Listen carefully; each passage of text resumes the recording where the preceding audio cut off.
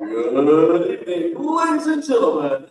Welcome. We're live from Mountain Dew Park in Marion, Illinois. It is Game 10 of the Ohio Valley Conference Championships, and Little Rock trying to continue their run through the losers bracket of this tournament. Backs to the wall, elimination game here. Upcoming, it's your number 4 seed Trojans taking on the last team in, the number 8 seed Southern Indiana Screaming Eagles. Max Coltrane here with you on the call. Glad you're along. The Trojans and Screaming Eagles with plenty of familiarity with one another. Little Rock opened up their tournament on Wednesday with a 7-3 victory over Southern Indiana. Screaming Eagles able to pick up a shock result yesterday, knocking out the number 3 seed, the 39-win SEMO Redhawks, to force this rematch here on Friday afternoon. Let's get right into things here. We've got a great pitching matchup, a couple of former collegiate teammates, Brody Bunting for Little Rock, Jake Porter for Southern Indiana, began their careers at Johnson County Community College back in 2023, their freshman season. So backs to the wall for both of these teams, season on the line, each team trying to punch their ticket into tomorrow's game with the SIUE Cougars, another elimination game. But for this one, it was originally slated as a 3 o'clock start time. Yesterday, it was moved up to 1 o'clock. And then earlier today, with some rain here in Marion, Illinois, that has affected all or most all college baseball tournaments here this week and into the weekend. And this one was moved back to 6 o'clock. It's a decision that, well, it benefits the Trojans. Instead of having to play 6 games in 3 days, Little Rock only having to play this game tonight, and then if they want to continue things, they'll have to win 2 tomorrow, and then potentially 1 Sunday if they can get there, with the Eastern Illinois Panthers waiting in the winner's bracket for the remaining side. 4 teams left in this tournament: Eastern Illinois, Southern Indiana, Little Rock, and SIUE. For the Trojans, they're in the first base dugout. They're the home side as the lower seed. Little Rock wearing the maroon tops, maroon caps with LR on the hat. They've got white Trojans in all caps across the chest and the white pants with the pinstripes. For Southern Indiana, they've got the red hat with the white front, Screaming Eagle logo on the top, navy bill, navy jerseys with the red and white thick piping and numbers on the front left. For the Screaming Eagles. For Little Rock, Brody Bunting, right-handed senior from Sherwood, Arkansas, North Little Rock High School grad, second-year Trojan. He was a weekend starter for a good portion of the season last year, also had some midweek outings and made some huge starts down the stretch. He was 15 games, 7 starts last year, which was the 3rd most on the team, an ERA just over 6 a season ago. He had some big outings on this mound here at Mountain Dew Park in Marion, Illinois, and that was one of the reasons why head coach Chris Curry is going to him first after his first 3 starters have already gone. His weekend starters, Brigden Parker, Brandon Westmoreland, and Nick Bronziti, all providing really nice outings for Little Rock. The Trojans have a deep bullpen right now. They've only had to go to Tag Andrews and Gage Haley. Other than that, everybody is fresh, and even Haley can probably go here again tonight. For Little Rock starter, Brody Bunting, first start all season long. It's been a little bit of a down year for Bunting.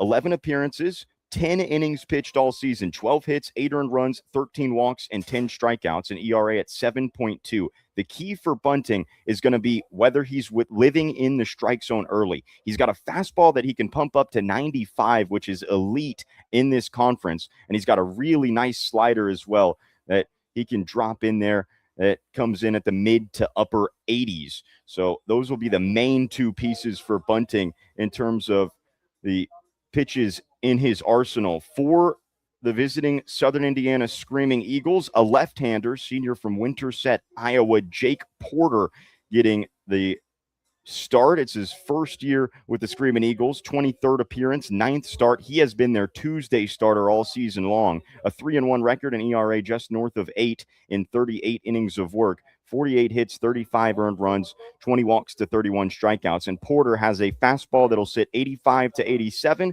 a slider, and a changeup. These 2 teams opened up their conference tournament just 2 days ago against one another. Trojans were able to come from behind on 2 separate occasions in that contest and pick up a 7-3 victory.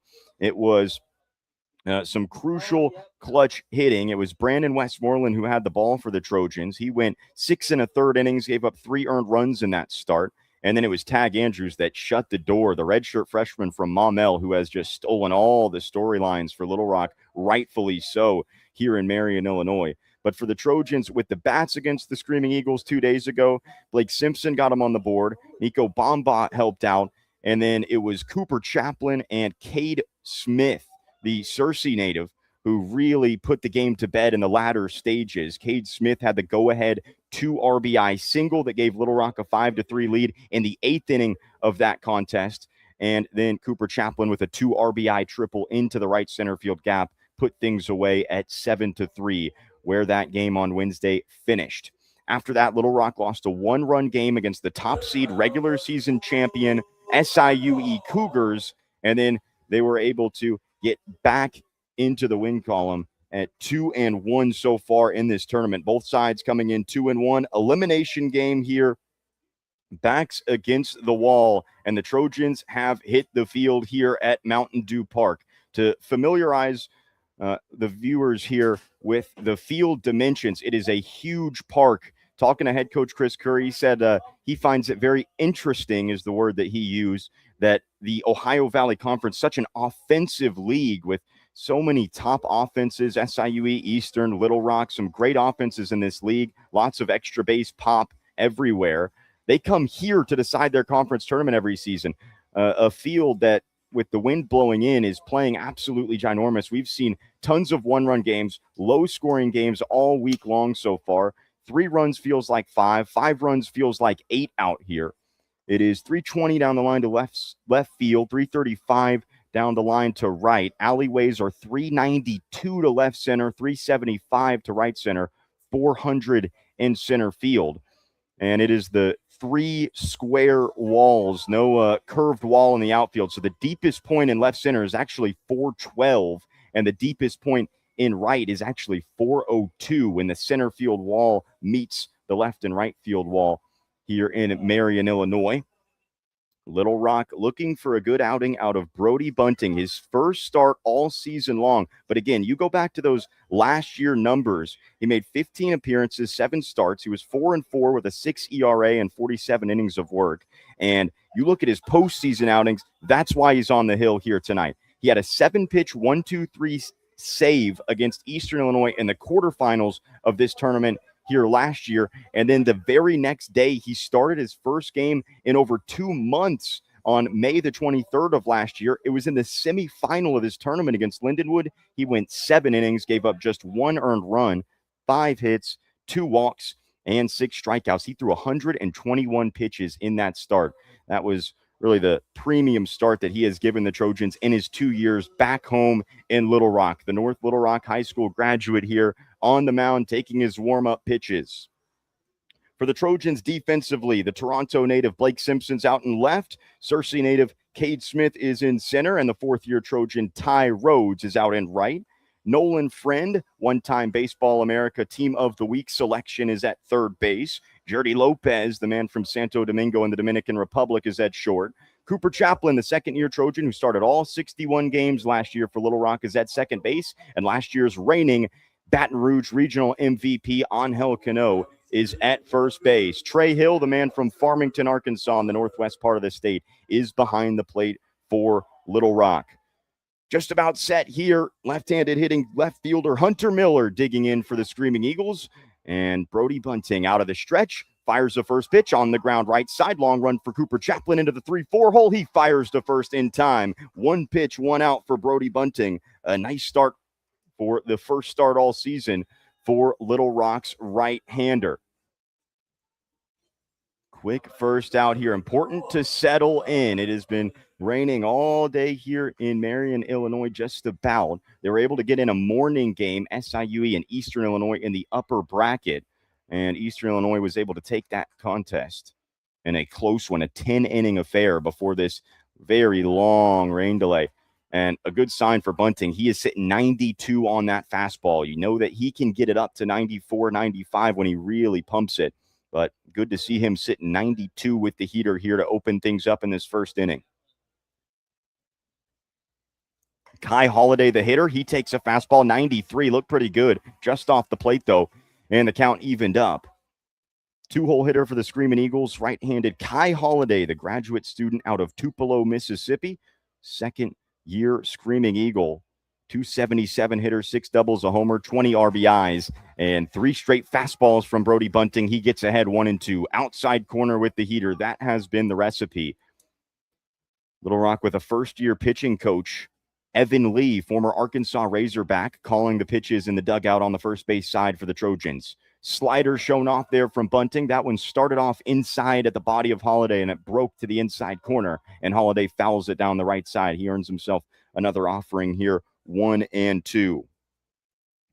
Holiday 4 for 10 with 3 walks in this tournament so far. Again, a 277 hitter on the year with a 419 on base percentage. More walks than strikeouts. That one back up the middle, and it gets past the diving Cooper Chaplin. Kai Holiday, man with really good speed for the Screaming Eagles, has himself a 1-out single, and Southern Indiana have their first base runner in this one. Good piece of hitting there from Holiday to, after falling behind in the count, he was able to foul off the slider, and he was right back on time with that 1-2 fastball. So 1 on and 1 out. You got the leading base stealer for the Screaming Eagles this season with 18 stolen bases. Kai Holiday standing on first base, and 1 out in this frame. Top of the first here, no score. Runner on the move, first pitch. Trey Hill with the throw down. It gets past Cooper Chaplin, and it gets into center field. Holiday going to move all the way up to third base. The pitch was a swinging strike on a slider outside of the zone. And just like that, and here in a hurry here, head coach Chris Curry is out of the Trojans dugout on the first base side. He has a problem. I think he's trying to claim that the hitter here, Patrick McClellan, in his backswing, stepped his back foot outside of the batter's box, and he is really heated here in a conversation with home plate umpire Ben Levin. He needs to be careful in an elimination game. And associate head coach Matt Parker is coming out to get the skipper. Boy, you do not see Coach Curry getting fired up like that in situations like this. And I think he's got a point as well. You know, Patrick McClellan, he was trying to swing on the front half of that, and he chased the slider. But then in the back half of that play, his body started to come towards the middle in the way of Trey Hill. But either way, runner on third, 1 out, and another chase there with a slider. Brody Bunting, back-to-back sliders. That one coming in at 85, and he gets ahead of Patrick McClellan. 0-2 here. Go-ahead run is 90 feet away with 1 out, infield in for the Trojans. 0-2 from Bunting, back to the slider. That one down the right field line, and it's going to get foul and out of play. Ty Rhodes, Little Rock's right fielder, was shaded towards right center. So if that one managed to stay fair, he had a long way to go to get there. But it gets out of play, and we're going to do it again, 0-2. 3 straight sliders for Brody Bunting. See if he sticks with that. What pitching coach Evan Lee likes here. Infield staying in here. Runner on third, 1 out in the top of the first for the Screaming Eagles. A foul ball, fastball 92 from Little Rock's right-hander. You'll love to see him in the strike zone, though, for Little Rock.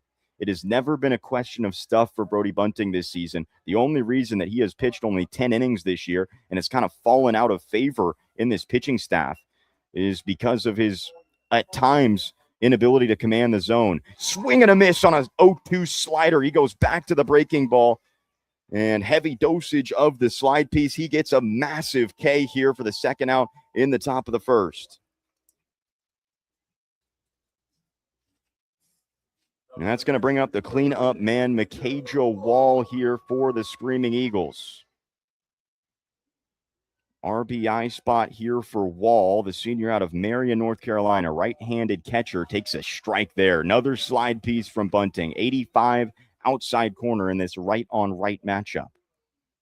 Wall, the 6'6 catcher, although, he is catching tonight. He was the DH against the Trojans last time. They had Drew Signs behind the plate, but looks like Wall getting the start here behind the plate. 0-1 fastball upstairs. He gets the chase. And just like that, Brody Bunting trying to keep Kai Holiday stranded over there at third base. USI, they had him on 90 feet away with just one out in this inning. Now Bunting one pitch away from getting out of it unscathed. Time here, you got Gage Haley running back into the bullpen in the right field corner. No score here in the top of the first. Screaming Eagles with a runner on third. 2 outs in this inning. Bunting ahead 0-2. Slider just off the plate. A good take by Makaja Wall, the first team All-OVC catcher for the Screaming Eagles, a .299 hitter, 53 hits, 5 doubles, 5 homers, and 46 RBIs. 24 walks to 29 strikeouts on the year. A very good on base at .391, and he waves and misses at a 92-mile-an-hour fastball. Brody Bunting strands the go-ahead run there on third base. A couple back-to-back Ks for the North Little Rock High School graduate, and we head to the home half of the first. No score here in Marion, Illinois. You're listening to Little Rock Trojans baseball on the Trojans and Buzz Networks.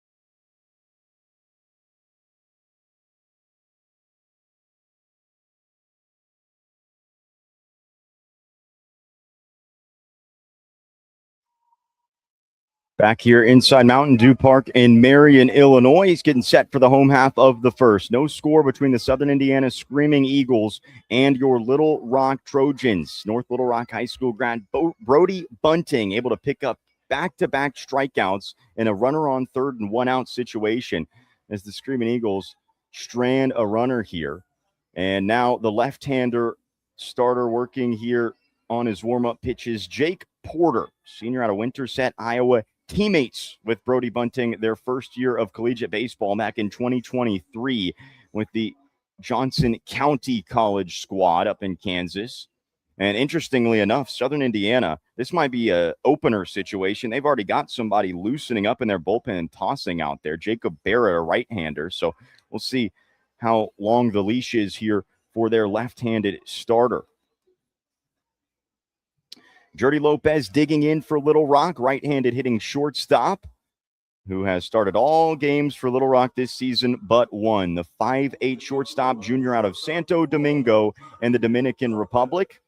Man who has been really decisive with his glove all season long, leading stolen base man, leading run scorer for the Trojans this season. First pitch from Jake Porter, a fastball, 87, outer corner there for strike one.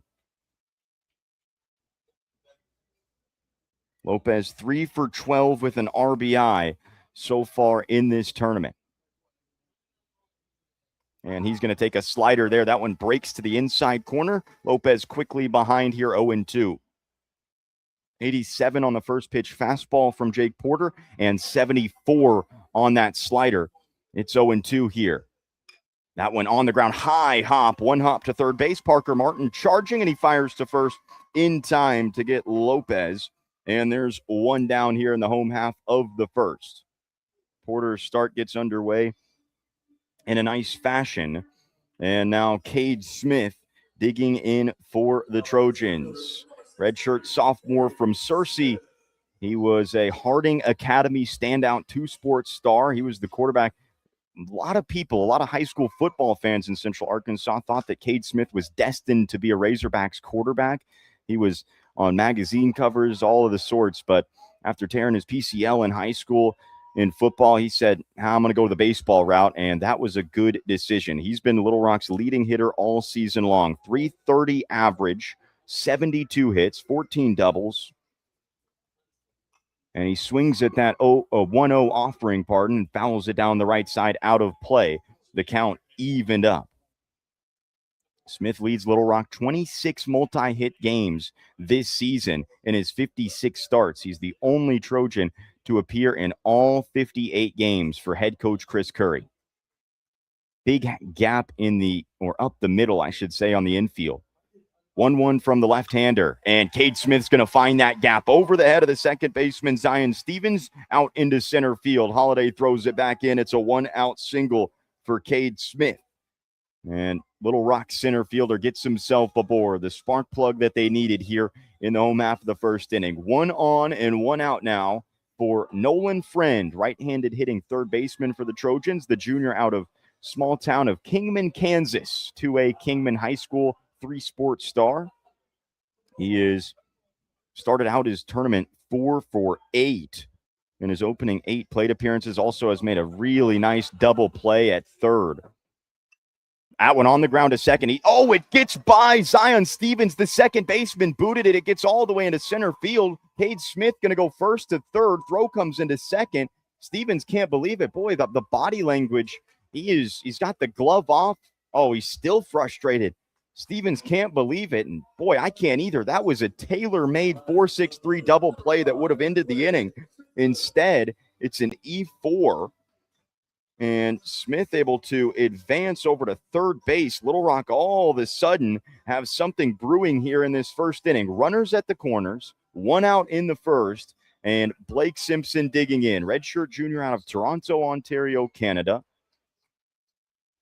6'2", left-handed bat in his first year with the Trojans, getting his 27th start for head coach Chris Curry here in this one. That one gets away from McKay Jawal behind the plate, and the first run of the game is going to be Little Rock's. Cade Smith comes around to score. Nolan Friend moves up to second, and the Trojans have a 1-0 lead and a run of support for Brody Bunting. Would be surprised if that was a pass ball. I'd say wild pitch on that one. It was bouncing there well in front of the plate. And now a meeting on the mound as the backstop here. The first team all OVC backstop, I might add, McKay Jawal, out there to meet with his infield. This is like a player-led meeting here after the E4 on the infield on a double play ball that could have ended the frame for the Screaming Eagles, and then a wild pitch the very next offering. Southern Indiana going to try and settle things down in the first inning. Nolan Friend leads off a second, and Blake Simpson digs in here for the remainder of his plate appearance.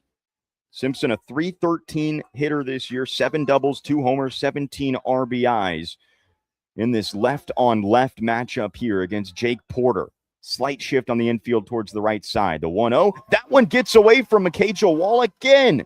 Nolan Friend going to move up to third base with 1 out in the inning. Second straight wild pitch from the left-hander Jake Porter, and now a prime RBI opportunity for Blake Simpson. Simpson is an absolute trooper. He began his collegiate career at Connors State College, playing for the legendary head coach Perry Keith, the winningest active coach in all levels of college baseball. He was supposed to be a starting middle infielder for the Missouri Tigers last year, Blake Simpson, but injury caught up to him there, and he ended up in Little Rock here this season. 2-0 down the left side, and that misses.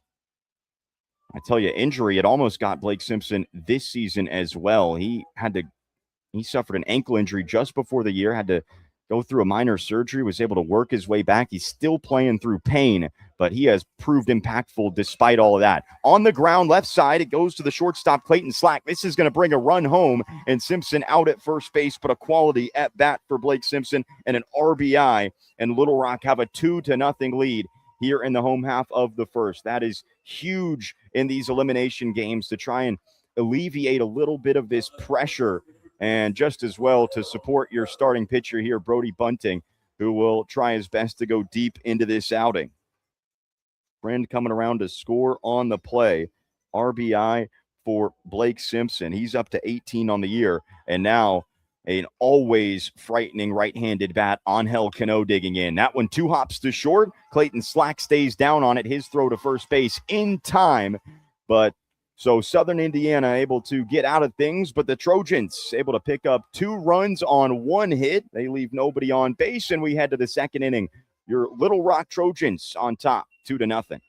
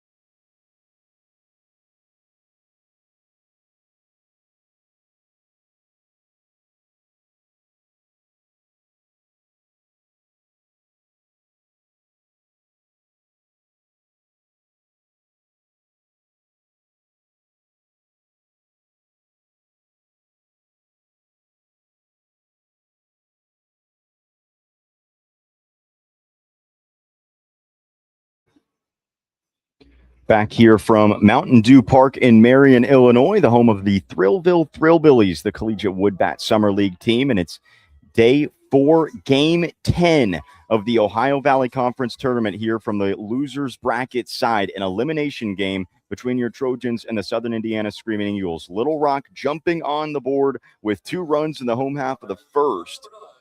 And the first one came across on a wild pitch. It was a error-filled inning for the Screaming Eagles. And then Blake Simpson able to drive in the second run on a ground out to the shortstop. First pitch for Brody Bunting in the second inning, and it results in a foul ball down the right side. Bunting sitting 92-93 on his fastball. The North Little Rock High School graduate, the Sherwood native, has started off strong here in this one. He's got 5, 6, and 7 here. Clayton Slack, a right-handed bat, takes a slider off the plate, and the count evened up 1-1.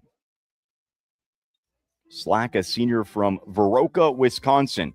Third school for him, the shortstop. Started out at Marshalltown Community College, went to Madison College, and now it's his second year with the Screaming Eagles. Last year, he was a second-team all-conference selection, and the 1-1 fouled out of play, 92 on the heater. This is something that we've seen more and more of from the Trojans pitching coach, former Washington National, former big leaguer Evan Lee, a Bryant High School standout two-way star. He has been much more aggressive in his pitch calling. He will stick the fastball over and over and over again until another team proves that they can hit it. It has been satisfying to see all year long. It's resulted in Little Rock with the lowest walk rate in the OVC, also the second lowest team ERA in the conference. It has been a great first season for Evan Lee on top of the pitching staff. This one fouled, popped up right side. Angel Cano, Little Rock's first baseman, gallops over and makes the play. There's 1 out in the top of the second. That's going to bring up a hitter that Little Rock need to be careful with. Parker Martin, the left-handed junior from Missouri City, Texas, is a .272 bat this season. 13 doubles, 3 homers, 38 RBIs, but he opened the scoring against the Trojans on Wednesday with a home run off of Little Rock's ace, Brandon Westmoreland. It was just the 3rd home run all season long that Westmoreland had conceded in over 75 innings of work for Little Rock. So Martin really seeing the ball well in this tournament. He is 6 for 13, 2 doubles and a home run. And Brody Bunting fires an 0-1 fastball there off the plate. The count evened up.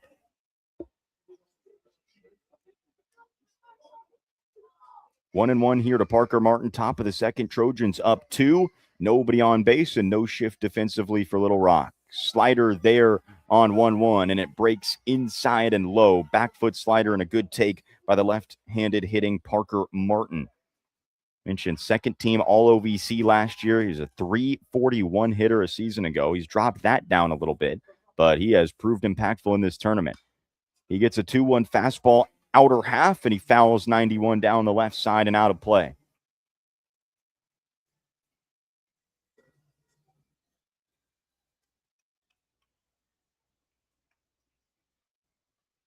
Brody Bunting living in the strike zone early on in this outing. He's retired 4 of the first 5 hitters he's faced. 2-2, sky high out to left center. Hardly has to move as it drifts towards left. Blake Simpson didn't have to go far. Left fielder brings it in, and there's 2 outs for Brody Bunting and the Trojans. Great start for Bunting. He's been able to show great command of both his fastball and his slider early on in this one. And now you've got another pretty hot hitter in this tournament, Noah Foster, the right-handed right fielder, grad student out of Tupelo, Mississippi, hitting .341 on the year, 10 doubles, 4 triples, 3 homers, 32 driven in for Foster, who takes the slider low and off the plate. And Foster's seeing the ball well in these championships. He's 5 for 9 with a double and a home run and a couple of RBIs for these Screaming Eagles. Bunting, that one turned around out to left center. Long run for Cade Smith, and it's going to go off of his glove as he slides, and it gets down. Extra bases for Noah Foster. He has his 3rd double of this tournament, and the Screaming Eagles, for the 2nd straight frame, have a runner in scoring position on Brody Bunting. Runner on second base now. Foster, 2 outs in this inning. And a chance for an RBI now for the Screaming Eagles designated hitter, Drew Sines. Sines was the catcher on Wednesday's game against Little Rock, and Mikaja Wall was their DH. Those two have flipped positions here in this Friday night clash. Sines, a junior right-handed hitting catcher from Burleson, Texas. And he takes a 91-mile-an-hour fastball off the plate. 1-0 count here, 2 outs in the inning. Brody Bunting trying to get through 2 scoreless frames to open things up. Of course, it's an elimination game. Coach Curry, he said he'd ride with Brody Bunting as long as the game situation presented itself applicable. But, of course, an elimination game, it's all hands on deck. And Little Rock with a very fresh bullpen as well. Only Tag Andrews and Gage Haley have gone so far. So far, Bunting, early on in this outing, has outpitched his former junior college teammate Jake Porter for Southern Indiana. The 2-0. Good spot there. Really the first time all evening that Bunting has fallen behind in the count, but he gets right back in there with a 92-mile-an-hour heater at the knees. It's 2-1. Bunting looking for another storybook outing on this mound. He had a couple huge outings last year in this tournament. 2-1, he gets a chase on the slider. 77 from Bunting. Actually, the curveball there from Bunting. He shows off the secondary, if you will. He's gone to that slider in high dosage. He hasn't gone to that curveball as much, but he's able to get a chase there from Sines. And it's 2-2. 1 pitch away from getting out of it for Bunting. 2-2 pitch, well off the plate, and a good dig back there by Trey Hill, Little Rock's 4th-year catcher. This is the first year, though, that he's been able to keep himself healthy all season long and put himself in a position to play these crucial games behind the plate for the Trojans. Big pitch here, 3-2. Fouled into the back netting. 90 on the fastball from Bunting, and we're going to do it again. A lengthy plate appearance here for Drew Sines. Bunting up here north of 30 pitches now in the opening 2 frames. Trojans leading 2-0. Another 3-2 coming. Noah Foster leading off of second base. Slight shift on the infield towards the left side, and then the center fielder, Cade Smith, is predicting Drew Sines to hit it the other way. He shifted a few steps towards right. 3-2, in on the hands, and it's fouled down the right side. 92 miles an hour with the fastball. Bunting, heavy dosage of that heater right now. Aggressive pitch calling from Little Rock's pitching coach, Evan Lee.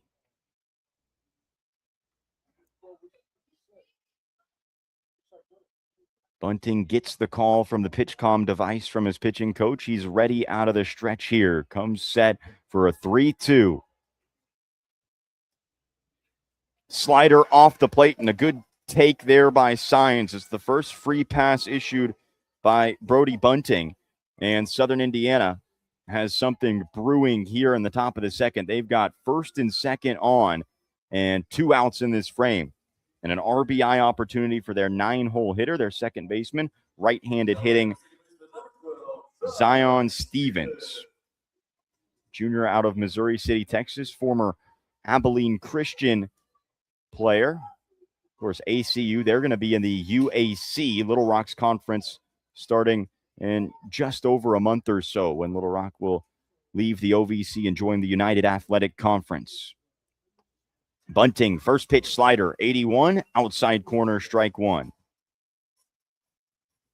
Stevens for the Screaming Eagles picking up his 35th start. He's a .225 hitter, 20 hits, 4 doubles, 15 RBIs, and just 5 walks to 27 strikeouts on the season for the 9-hole bat.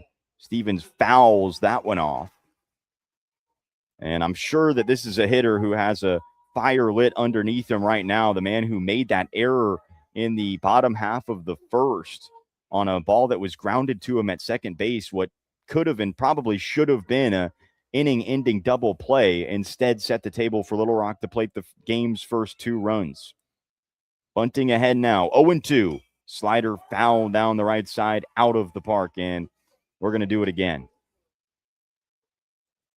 Lots at stake for both of these teams. Obviously, an elimination game. You go home and your season ends if you lose, but lots at stake for a win for Southern Indiana. If they win it, it'll be their first 30-win season as a Division I outfit. If Little Rock win, they tie their all-time single-season program record, 33.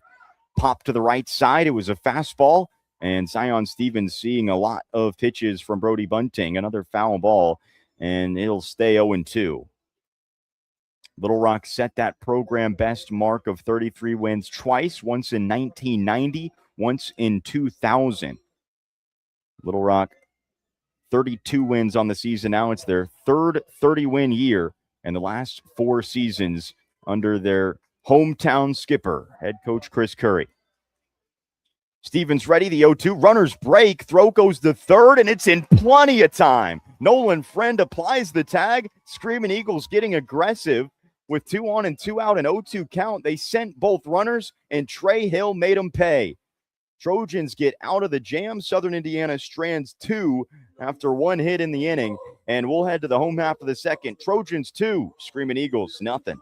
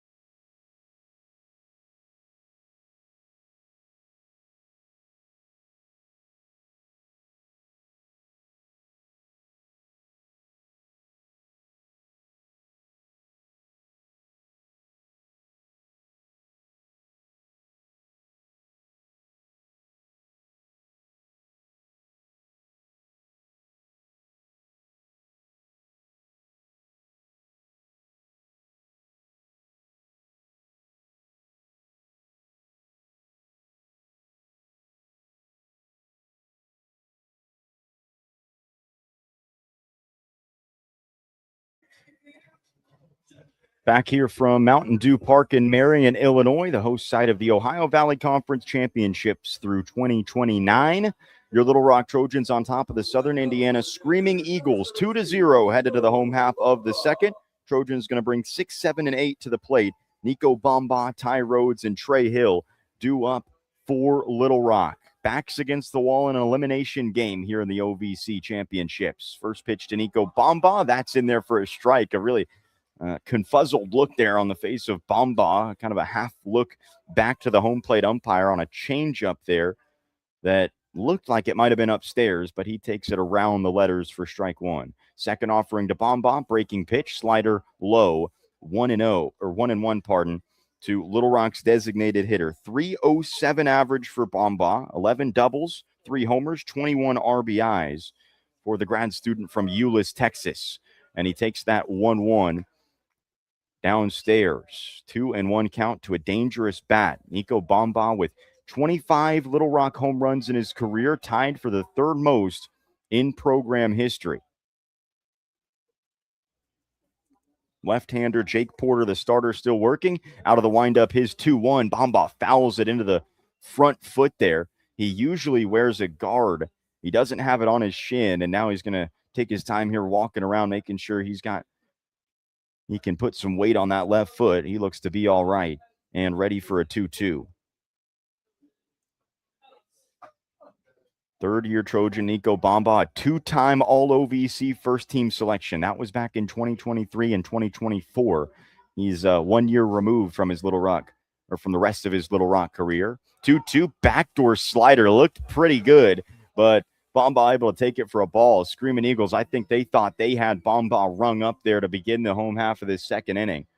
But he gets a second life here at 3-2. Porter out of the windup.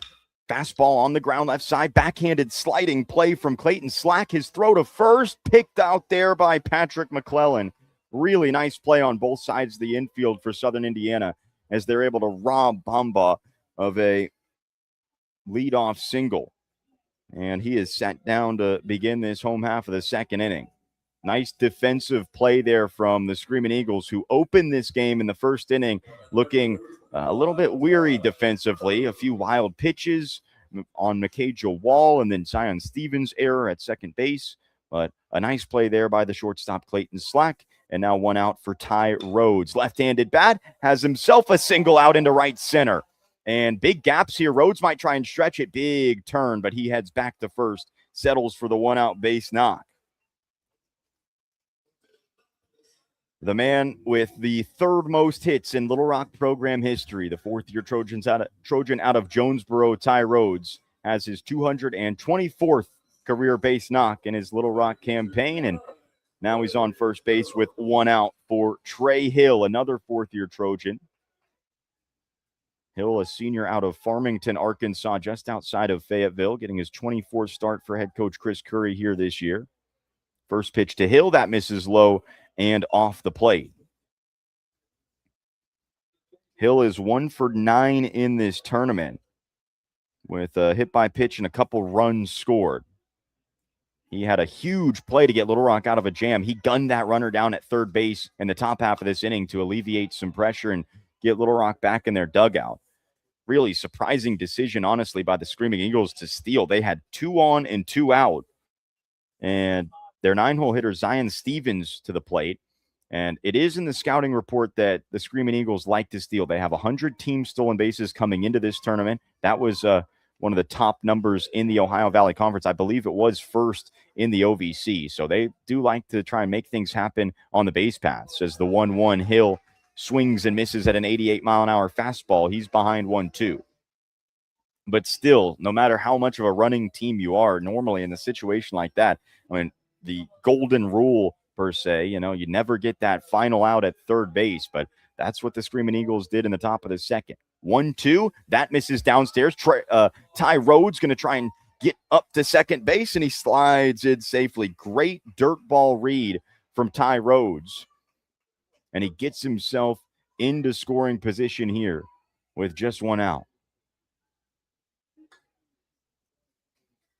Trey Hill at the plate, right-handed bat here facing the left-handed starter, Jake Porter. Hill, one of the toughest guys on this team, has been through a lot in terms of the injuries in his career, and he's able to foul off a 76-mile-an-hour slider there.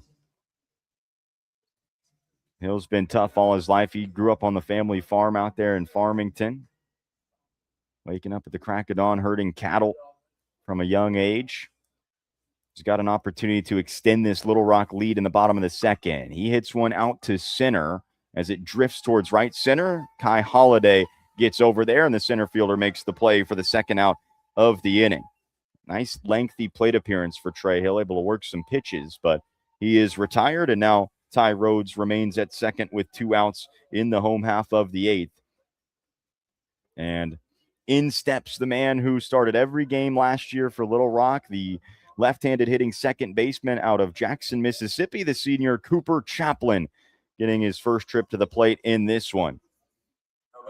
Chaplin, 235 this year. He's got 6 doubles, 6 homers, 13 RBIs, 29 RBIs, pardon. And he takes the first one, a fastball off the plate. Head coach Chris Curry, in talking about the matchups, he said there was a little bit of a thought to take some of the lefties out of the lineup against this left-handed pitcher, Jake Porter, but he said he trusts his lefties in these matchups, and the splits with Porter benefit the lefties as well. Chaplin, boy, he had to duck out of the way of that one. He looks disappointed in himself that he didn't wear one up in the upper torso or the helmet, but I think he's alone in that regard.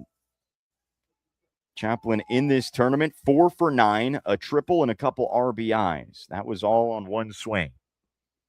That was against these Screaming Eagles as well, and he fouls off a 2-0 heater back to the backstop. That was the swing in the home half of the 8th on Wednesday in this matchup that made it a 7-3 ball game. It really put it to bed. It let Tag Andrews go out for that 9th inning with no pressure on him, and the Trojans got to the finish line for a 7-3 victory. 2-1, that one runs in. Oh, boy, that hit Chaplin up high, and he is going to jog himself over to first base. It was a fastball with a little bit of arm side run in the left-on-left matchup, and Chaplin didn't have the best read on that pitch out of his hand. And kind of a scary situation as a hitter. If you can't read it out of the hand and it's coming at you, then you start to expose yourself some areas you don't want to get hit. And it looked like that almost could have had a chance to kind of run in and get him in the neck or head area, but he looks to be waving around that front arm. That right shoulder looks to be where that one got him. And he gets himself aboard here. Little Rock 2 on and 2 out now, and the order flipping back to the top. Another chance for Jordy Lopez, who grounded out to third his first time up. Mentioned the big dimensions of this park, the huge gaps out here at Mountain Dew Park. Also worth noting, it is a fully turf surface, and it plays extremely fast. We've seen more than a couple Baltimore chop base hits that hit the ground right in front of home plate and then end up bouncing over the head of a third baseman or a first baseman. Trojans benefited from one of those against the SIUE Cougars. So, left-handed pitcher ready, and the right-handed hitting Jordy Lopez digging in here.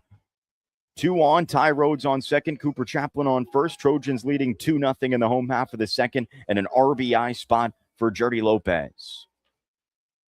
And he takes a backdoor slider, and that one just misses, maybe below the plate. No complaints, though, from the third base dugout on that opening pitch to Lopez.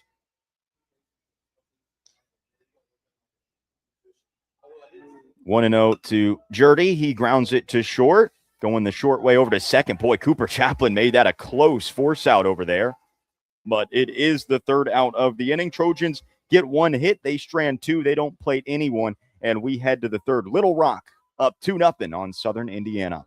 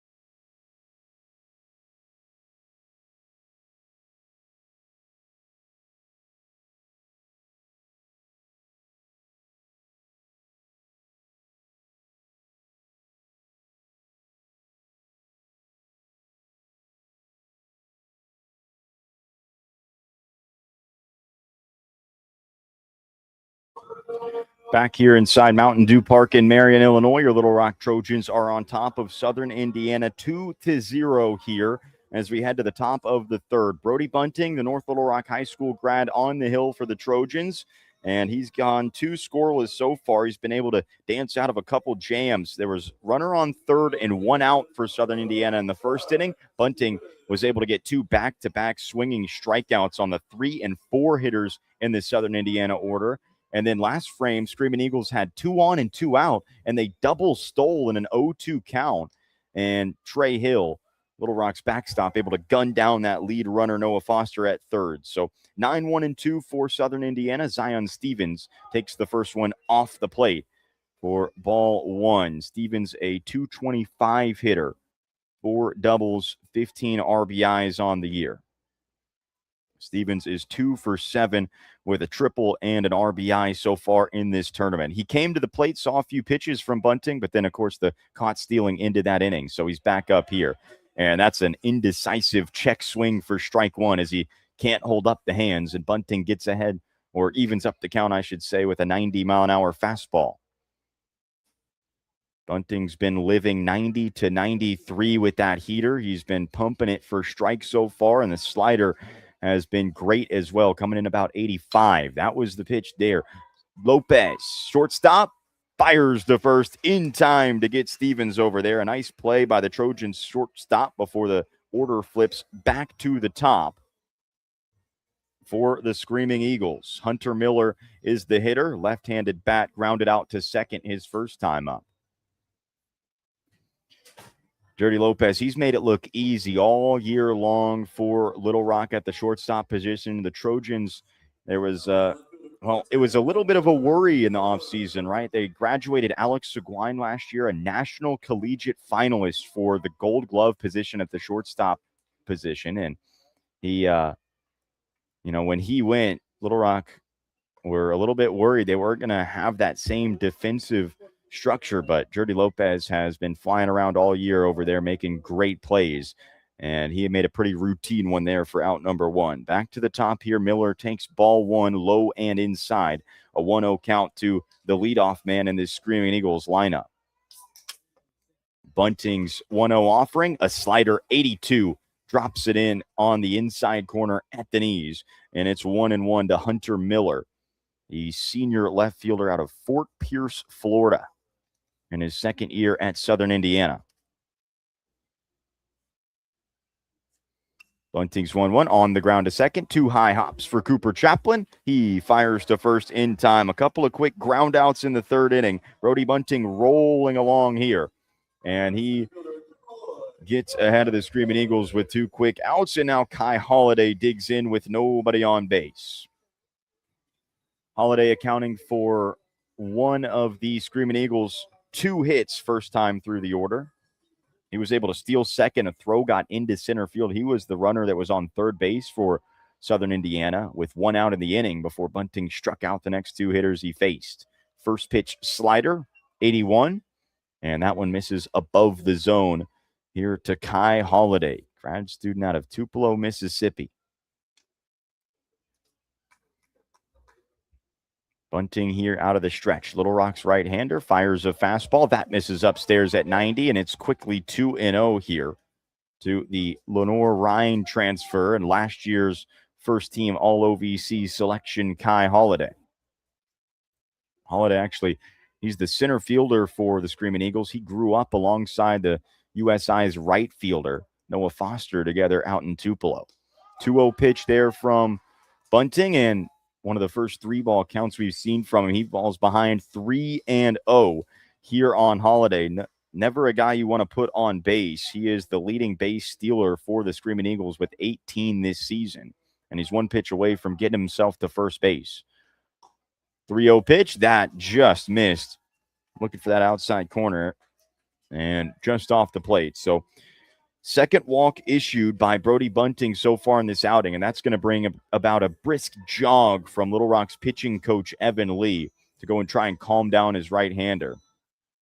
Evan Lee with one of, if not the best resume for a mid-major pitching coach in college baseball. Talking about a guy from Bryant, He was a standout two-way high school star with the Bryant Hornets. He helped Bryant's baseball team alongside Trevor Ezell and a couple other guys. He helped them to a 33-2 year in 2014. And then, of course, he was a Razorback, a 2-year Razorback career. He was a part of the 2018 squad who were just unable to get the job done in Omaha. And then after that, he was drafted in the 15th round in 2018 by the Nationals. So not a bad guy to have in your corner if you're Brody Bunting. 2 outs in this inning, 1 runner on. Kai Holiday was just walked. He's got great speed at first base. And Patrick McClellan, the 3-hole hitter, is at the dish. And Bunting going to check on Kai Holiday. McClellan, a 348 hitter coming into this game, 15 doubles, 5 homers, 49 RBIs, and a 447 on-base percentage. Runner stays put. First pitch, slider, upstairs. Bunting unable to find the command here. 5 straight balls in the top of the third. Trojans on top 2-0. Tying run at the plate. Good speed at first base and 2 outs in this frame.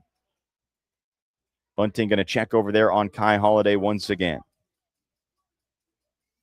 Patrick McClellan at the plate. It hasn't been the tournament that he thought it would. He is 0 for 11 with an RBI on a sacrifice fly so far. He also has a sacrifice bunt in this tournament as well, but still looking for his first hit out of the 3-hole for the Screaming Eagles. This is a Southern Indiana offense that doesn't slug particularly well. Just 28 home runs on the season is least in the OVC. They get their scoring done on the base paths primarily. 1-0 runner stays put. Fastball outer half.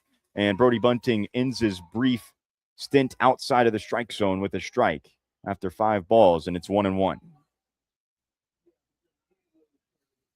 Brody Bunting trying to repeat his success on this mound in last year's OVC tournament. This is his first start all season long for Little Rock. 1-1 pitch right at the knees, outside corner at 90, and Bunting in control here. 1 pitch away from 3 scoreless innings to get his first start of the season underway.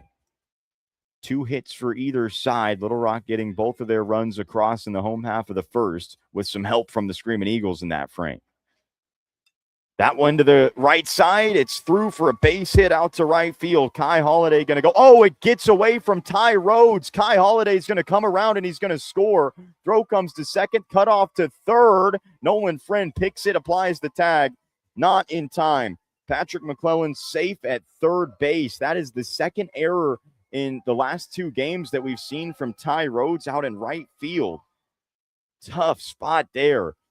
And you can't blame the conditions. It's a fully turf field out here, so the bounces are true.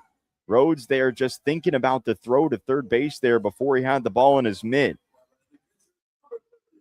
So a single for McClellan, and then an E9 is going to bring the run across for the Screaming Eagles. They get on the board here in the third with a little bit of help from Little Rock.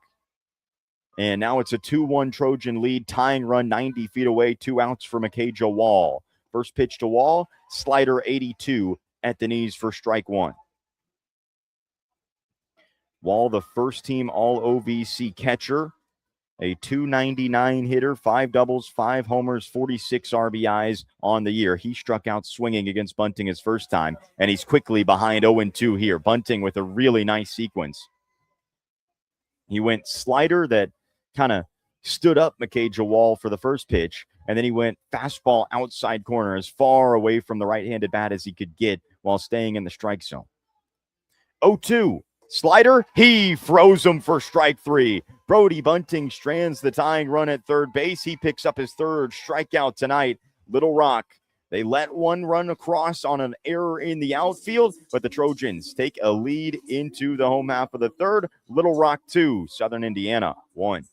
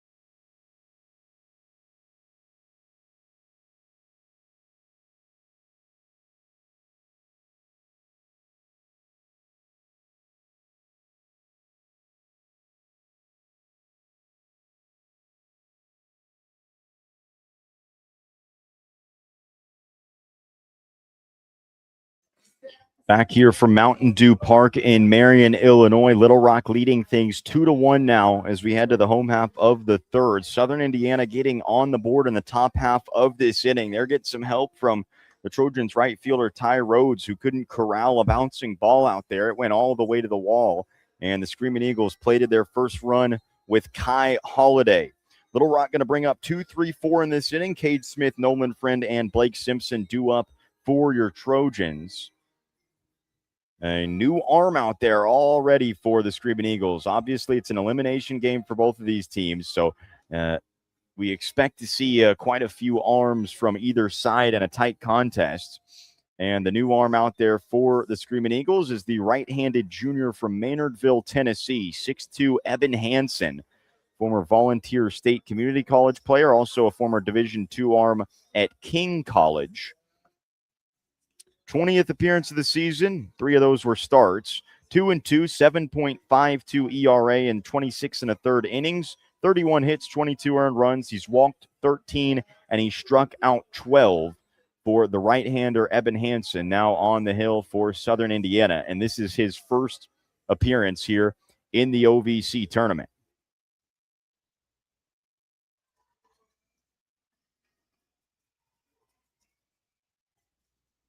First pitch here to Cade Smith, bounce to the left side, foul out in front of it.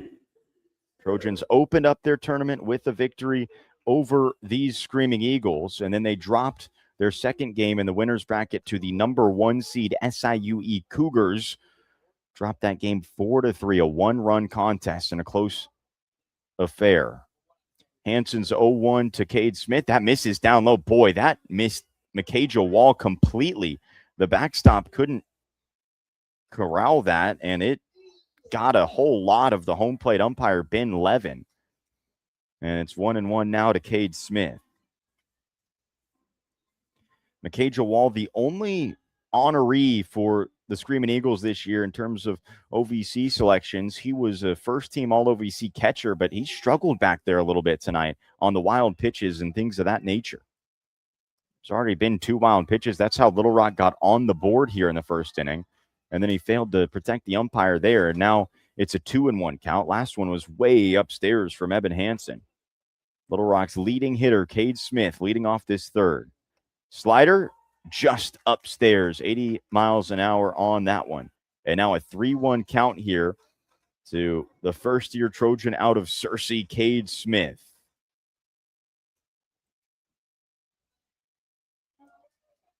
Three-one here to Smith. He takes it inside corner, strike one. 82 there. Looked like a change from Evan Hansen. Smith, the Harding University transfer, 343 hitter a season ago. He's sitting 333 this year, and he pops that one sky high on the infield, left side. Third baseman Parker Martin is making the call, and he drifts over to it to make the catch. So Cade Smith is retired to lead off the home half of the third, and there's one down.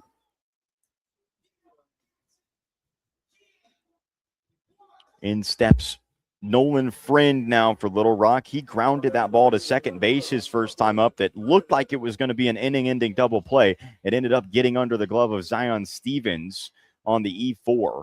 And then Friend was able to score after that in the inning to make it a 2-0 game. So he's 0 for 1, and he has to dance out of the way of a first pitch fastball inside. It's 1-0.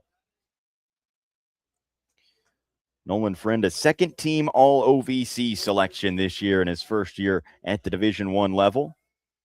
And he is 6 for 12 in this tournament. And he's got a 2-0 count now, a slider that was nowhere close. Friend, a 321 hitter, 8 doubles, 8 home runs, 37 RBIs.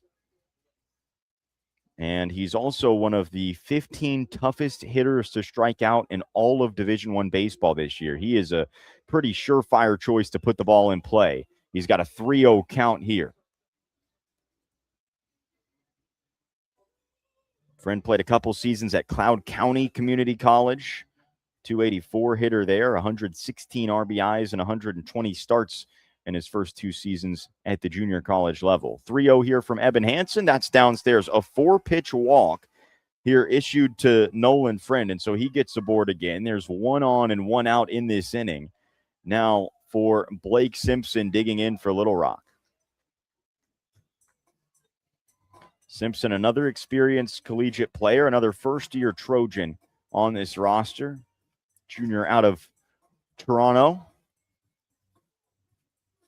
And he has been a factor in this lineup all season long. After the ankle injury kept him out of the first few contests this season, he worked his way back as a DH. That one gets by Makaja Wall again, and Nolan Friend gifted an opportunity to get himself into scoring position. He moves up to second with one out in this inning, and now an RBI spot for Simpson.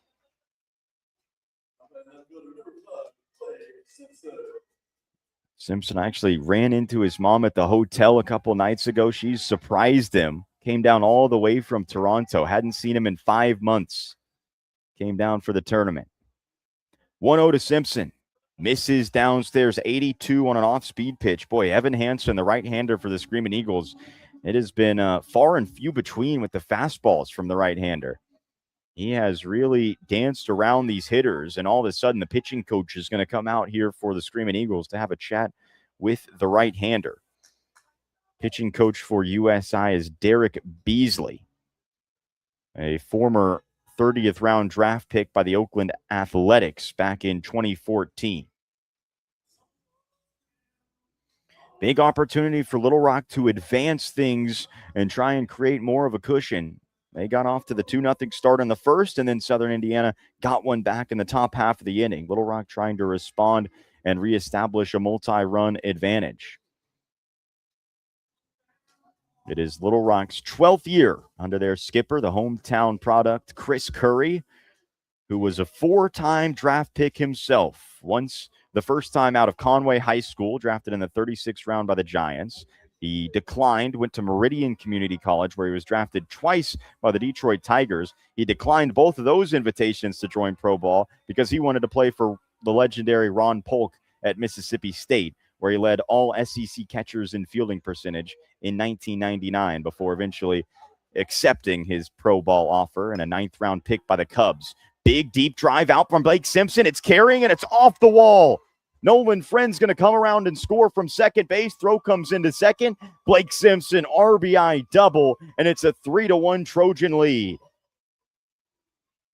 Huge swing for Blake Simpson. It's his 4th hit of this tournament, his 2nd RBI in these championships, his 18th of the year, and Little Rock lead it 3-1.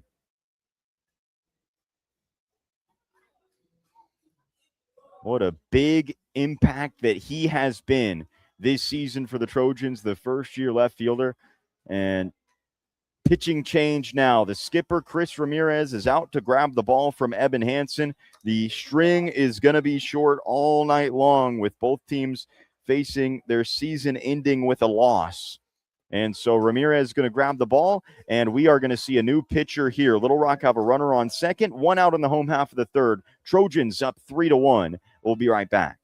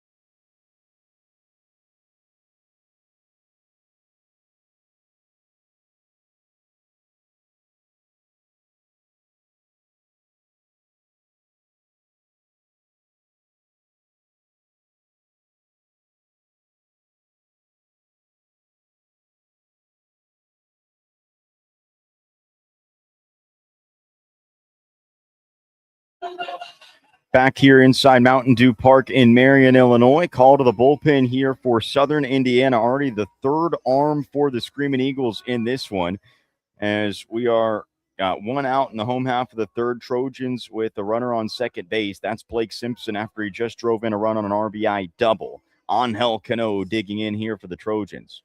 Caden Laird is the new arm for the visitors. Right-handed sophomore from Brownwood, Texas, getting his 31st appearance this season and already his third appearance in the Southern Indiana's fourth game in this tournament. Angel Cano hit a sharp ground ball to shortstop. He was retired on a 6-3 ground out his first time.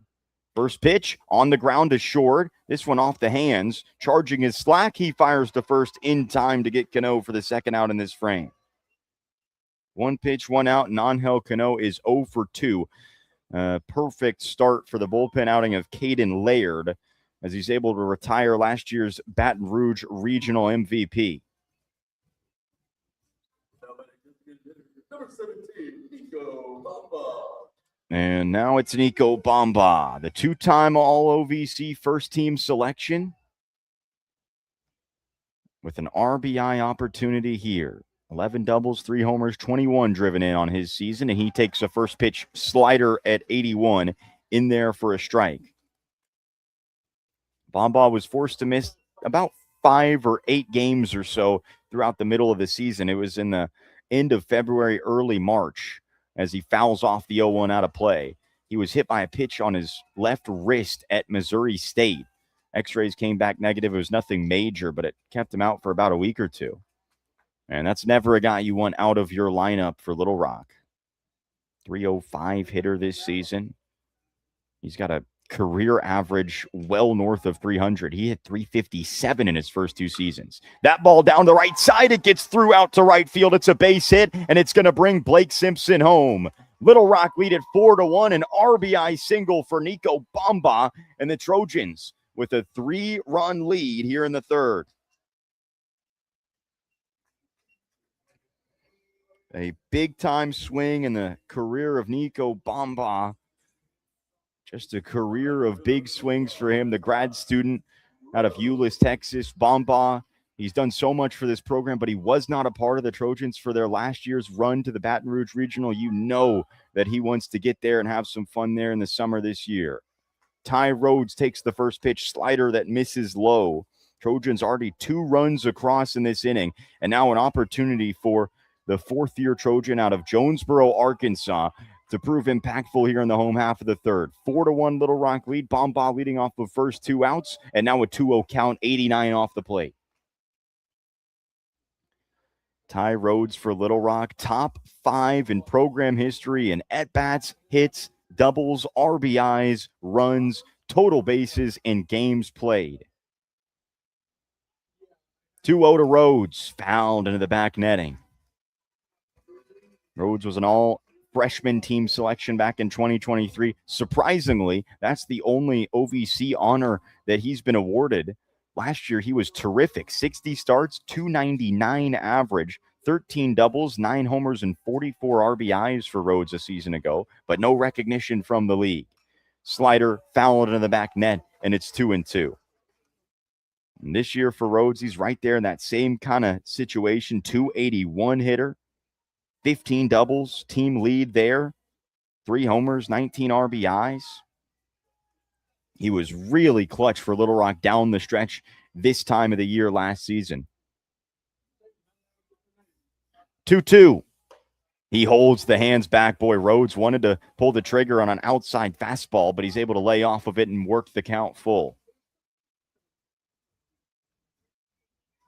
He singled his first time up. He's 3 for 10 in this championships, a double and an RBI. 3-2, runner on the move over to short. Clayton Slack, off-balance throw to first, and a nice play by Southern Indiana's shortstop to end the inning. But Little Rock plate 2 on 2 hits. They leave 1 stranded. Trojans lead it 4-1 after 3 here in Marion, Illinois.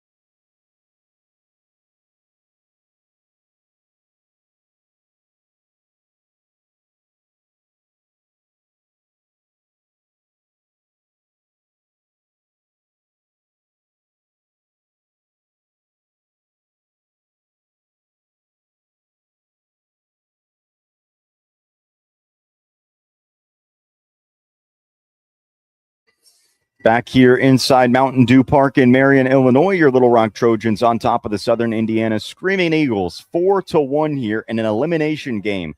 Loser goes home. Winner moves on to face SIUE, scheduled for a 1 o'clock start tomorrow. The regular season champion SIUE Cougars waiting for the winner of this game. Little Rock, they've got their backs to the wall. They've got to win 4 more here in a row, including this one, if they want to make it back-to-back regional appearances for the first time in program history. Of course, Trojans won this tournament last season all the way from the 8th seed. Little Rock came in last year. They had lost 13 of their final 14 games in the regular season, and then they came here and won 5 in 4 days to win this tournament. They're trying to conjure up some of that magic here again in Marion. Brody Bunting, the North Little Rock High School grad, is dealing so far, and he fires the first pitch fastball 89 outside corner to Clayton Slack, the right-handed hitting shortstop, for strike 1. That one on the ground is short. Jordy Lopez charging, off-balance throw to first, and Angel Cano is there, and there's 1 down in the 4th. Brody Bunting continuing to pound the strike zone with the fastball, get weak contact. Again, this is a really large ballpark with no wind, and the wind today has been blowing in from dead center or left center all day long and into the evening here in Marion. So it plays even bigger. It is a very pitcher-friendly park, and Brody Bunting has been pitching friendly, although that ball is absolutely uncorked. A first pitch fastball, an aggressive swing, and another big fly for Parker Martin. Southern Indiana's third baseman gets Little Rock once again his second home run in this tournament, his second home run against the Trojans. Parker Martin has picked up his 4th extra base hit in these OVC championships, and that cuts the deficit for Southern Indiana down to 2. It's a 4-2 Little Rock lead in the top of the 4th. Well, you got to really get a hold of one in these conditions to get one out here at Mountain Dew Park, and that's just what Parker Martin did on that first pitch fastball to make it a 2-run game. And so here's Noah Foster now. He doubled his first time up, and he takes strike 1. Bunting right back in the zone of fastball at 88 for strike 1.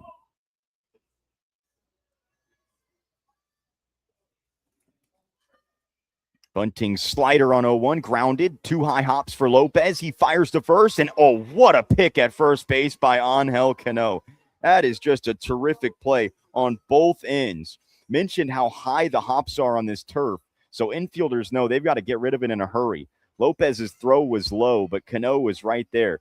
Talking about Little Rock shortstop and first baseman, the connection that they've had, they have played with one another all the way from high school at Life Prep Academy in Wichita, Kansas. Then they were junior college teammates at Western Oklahoma State College, and now they're together here in Little Rock, the shortstop and first baseman for the Trojans. 2 outs in the inning, nobody on base. Drew Sines takes the first pitch slider at the knees for strike 1. Sines worked a walk off of Bunting his first time. Sines 1 for 11 in this tournament so far up to this point. He had a single and a walk. Sines, who is the DH today, he was in the squat catching for Southern Indiana on Wednesday against Little Rock. The 1-1, and that misses there off the plate. A fastball. Brody Bunting, velocity still looking good there. That one at 90, but missed the spot. Bunting up over 60 pitches in this one. But again, head coach Chris Curry said, as long as the game situation presents itself, I'm going to stick with the right-hander Bunting. And he gets a foul ball there on a 2-1 pitch, a fastball, and it's now 2-2.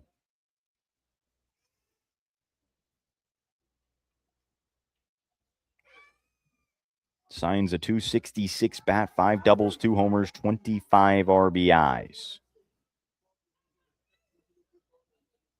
Brody Bunting trying to get through this 4th inning with just the 1 run across. The 2-2 fastball, 89 upstairs, no chase. And a full count now to the 8-hole hitter for the Screaming Eagles. Brody Bunting, the second-year Trojan, back home in Little Rock, the Sherwood native, with one of the biggest outings here of his career. 3-2. Fastball deep out to right field. Ty Rhodes ranging back. Little Rock's right fielder onto the warning track, and he brings it in to make the catch with a few feet of room in front of the wall and straightaway right. Screaming Eagles get one run on a hit. The solo shot from Parker Martin gets them within two, but it's the Trojans on top 4-2, headed to the home half of the fourth in Marion.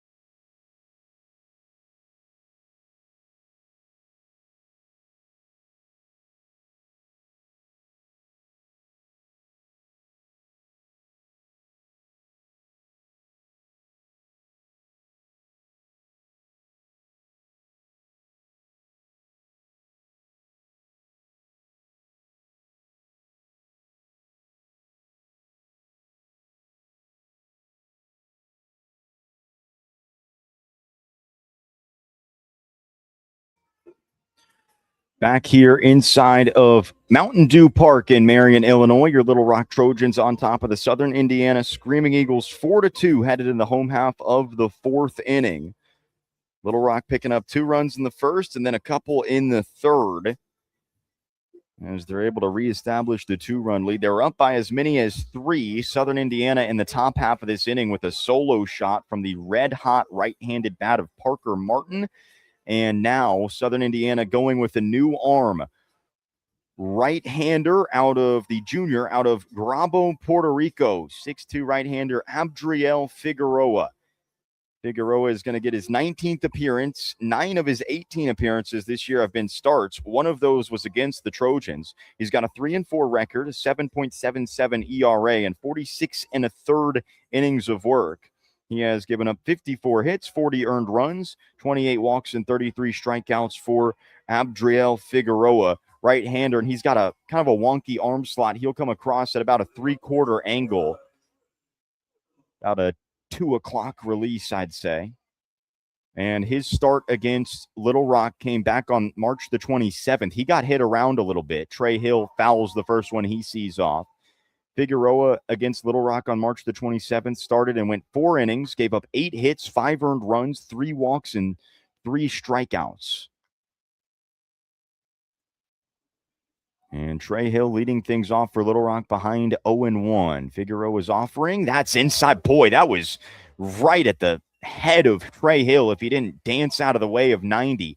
And Little Rock's catcher not pleased one bit as he takes a slow walk around the batter's circle to the left side and digs himself back in before a 1-1 pitch.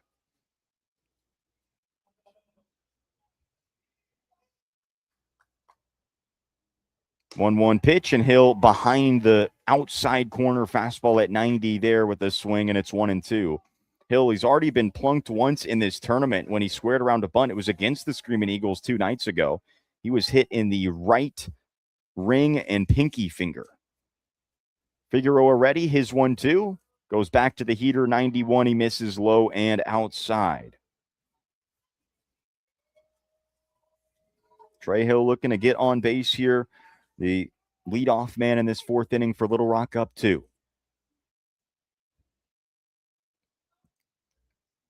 Figueroa's 2-2 offering, tipped into the glove of Mikaja Wall. First strikeout for Abdriel Figueroa straight out of the bullpen.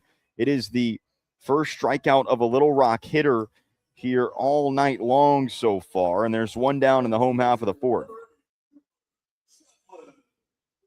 Little Rock, their offense doesn't pop off the page statistics-wise when looking at how they compare to the rest of the OVC, but the one thing they do way better than the rest of the league, they do not strike out a whole lot. They have the fewest team strikeouts in the conference, and they have kind of taken that into this tournament. 5 team strikeouts is the most they've struck out in a single game in their first 3 contests. Here's Cooper Chaplin. He was hit by a pitch his first time. Little Rock's left-handed hitting second baseman was 8 for 20 in this tournament last year with a double, 2 homers, and 4 RBIs. And he takes a fastball low off the plate. 2-0 here to Little Rock's second baseman, the senior from Jackson, Mississippi, who began his collegiate career at Meridian Community College, same school that Little Rock head coach Chris Curry began his collegiate career at, and eventually was his first head coaching job as well. 2-0 here from Figueroa. Chaplin gets under one out to left, sky high. Hunter Miller gets under it, and the left fielder makes the play for the second out in the bottom of the fourth. Figueroa already Southern Indiana's 4th pitcher tonight, but that is as expected here in an elimination game. The last thing you want to do as a head coach is leave any of your big guns out of the contest in a win or go home situation. Back to the top of the order for Little Rock. Jordy Lopez digging in. He's grounded out twice, once to third, and then a fielder's choice ground out to short his last time. He's 0 for 2. He squares around to bunt and then pulls it back, a 78-mile-an-hour slider that is well off the plate. That is one of the first off-speed pitches that Figueroa has thrown. It's been a heavy dosage of the 90 to 91-mile-an-hour fastball from the 3/4 arm slot right-hander from Puerto Rico. 1-0 pitch. Jordy Lopez under this one out to straightaway right field. Noah Foster, the right fielder, towards the line a few steps and makes the catch in fair territory. So Trojans go down in order here, 1, 2, 3 in the home half of the fourth, but Little Rock still leading. They're on top 4-2 headed to the fifth here at Mountain Dew Park in Marion, Illinois.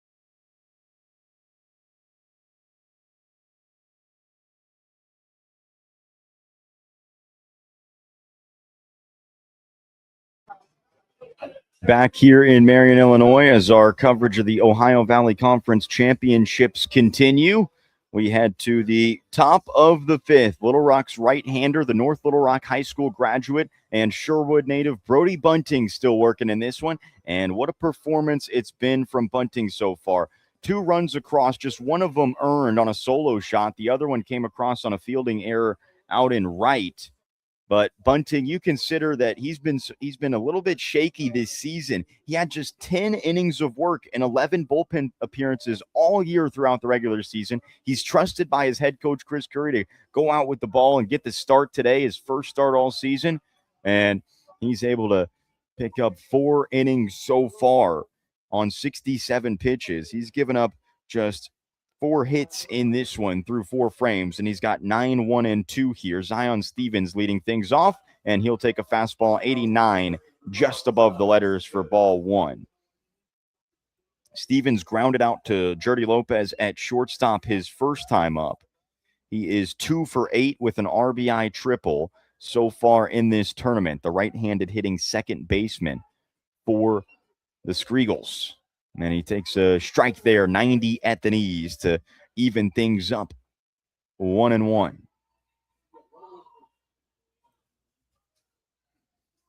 Stevens, a .225 hitter, 4 doubles, 1 triple, well, 2 now, and 15 RBIs on his season. That ball sky high out to right field. Ty Rhodes, Little Rock's right fielder, has to wander over a few steps, and he makes the catch for the first out here in the 5th. Brody Bunting threw 4 1/3, and now the order flipping back to the top for the 3rd time through here for USI. Here is Hunter Miller, left-handed hitting left fielder for the Screaming Eagles. The senior out of Fort Pierce, Florida. Miller is 3 for 12 in this tournament with a couple of RBIs, 4 walks for Miller as well. He's grounded out to Cooper Chaplin at second in both of his appearances so far, and he takes a slider that breaks just below the knees for ball 1. Miller, the leading hitter this season for USI, 380 with 9 doubles, 3 homers, and 19 RBIs. That ball hit sharply down the first base side, but it gets foul just in front of the first base bag, and count evens up 1-1. Brody Bunting, he began this outing with the fastball running up to 93, was the fastest we saw it. And he's sitting at a comfortable 89 to 91 here in the 5th. Couple relievers just stretching out there for the Trojans, but nobody tossing yet. That ball off the hands, but it gets down a bloop single over second base for Hunter Miller. Leadoff hitter in this lineup for USI has his first hit here tonight and his 4th hit here of the tournament. So 1 on and 1 out for the Screaming Eagles. They're going to bring the tying run to the plate here in the 5th. Kai Holiday digging in. It has been a nice night at the plate so far for the Screaming Eagles right-handed hitting center fielder, who is 1 for 1, a single back in the 1st, and then he walked and came around to score the opening run for USI in the 3rd inning on that error by Rhodes. Errant pickoff gets away. It's off the body of the base runner Miller. He advances 90 feet to second base, and that's a gift for the Screaming Eagles. Double play no longer in order on the infield. They get a runner in scoring position now with 1 out for their speedster Kai Holiday.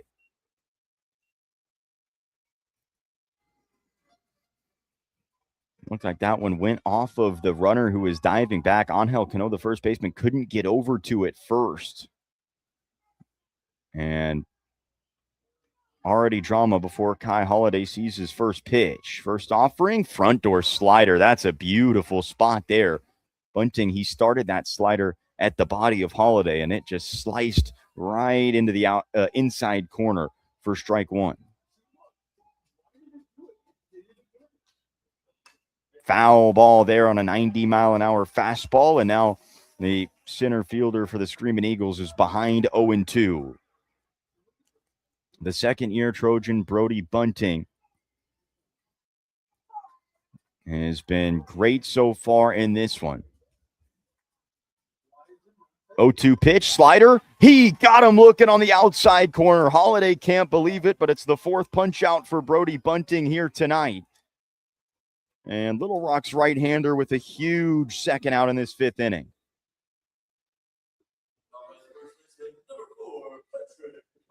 Checking the radar here in Marion. Looks like maybe a little bit of something that we might get here in the next few innings.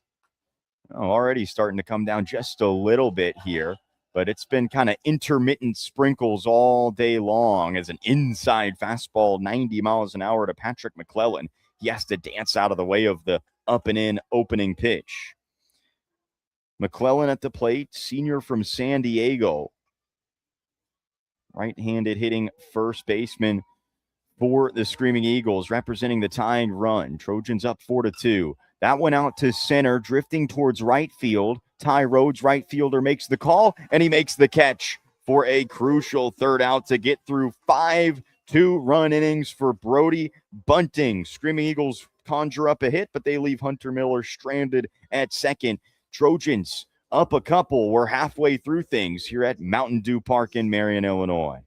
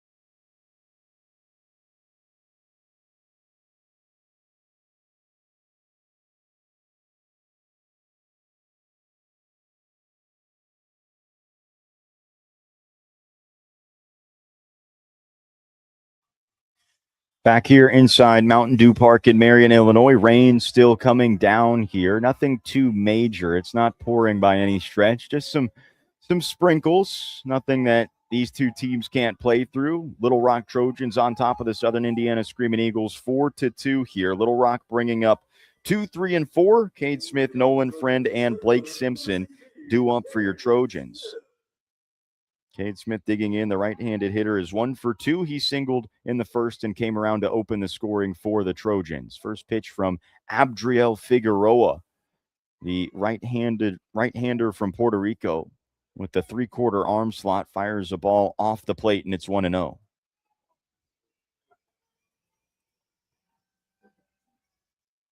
One-0 pitch to Little Rock's 2-hole hitter, Figueroa, who works just out of the stretch. 2-hopper to third. It kind of eats up the third baseman, Martin. His long throw across, and unable to make the pick over at first base is Patrick McClellan. Some shaky defense on both sides of the infield for Southern Indiana on that play, and Cade Smith gifted a spot on first base here to get the home half of the fifth underway. Just waiting here to see what that one's going to get scored as on the scoreboard. I think they're still deciding there, the scorekeeper.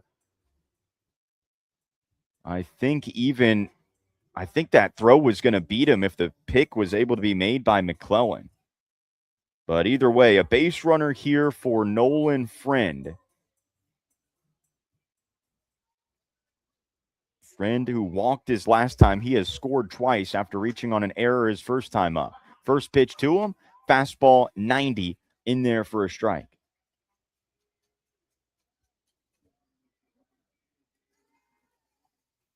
Still waiting for a score on that Cade Smith ground ball, but Little Rock with a runner on, nobody out. Slider there, and the first really good breaking ball from Abdriel Figueroa. It's been all fastballs until that point. Just a couple of sliders from him so far in his relief outing, but prior to that pitch, all of the breaking pitches had ended up low and off the plate. And it is an error there on that previous play for Smith. 0-2 to Nolan Friend, off the plate with the fastball at 89. Good take there from Nolan Friend. Friend, who took the OVC by storm in his opening weekend against Tennessee Tech. He went 7 for 14 with 3 homers and 7 RBIs. 1-2 from Figueroa, up and in. Friend evens the count, 2-2. Little Rock's third baseman was named to Baseball America's Team of the Week after that performance at Tennessee Tech. That was the third week of March. And Nolan Friend, he's only struck out 13 times in 196 at-bats this season. But Figueroa has got good strikeout stuff on the mound. 2-2. On the ground high, chopper over to second. Stevens' only play going to be over to first. He gets Friend a quality at-bat as he's able to get Cade Smith into scoring position with now just the one out in the inning on the 4-3 ground out for Nolan Friend.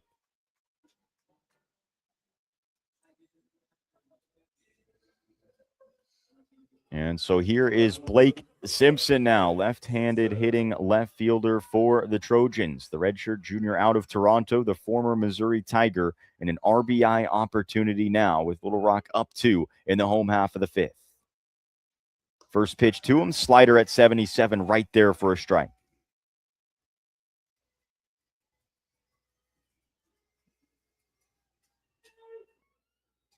Smith leading off a second. Slight shift in the infield. Second baseman Stevens in the 3-4 hole. The 0-1 goes the other way. High chopper for the third baseman Parker Martin, and he fires out Blake Simpson by a half step at first base. No advancement from Cade Smith at second, and there's 2 down here in the home half of the 5th.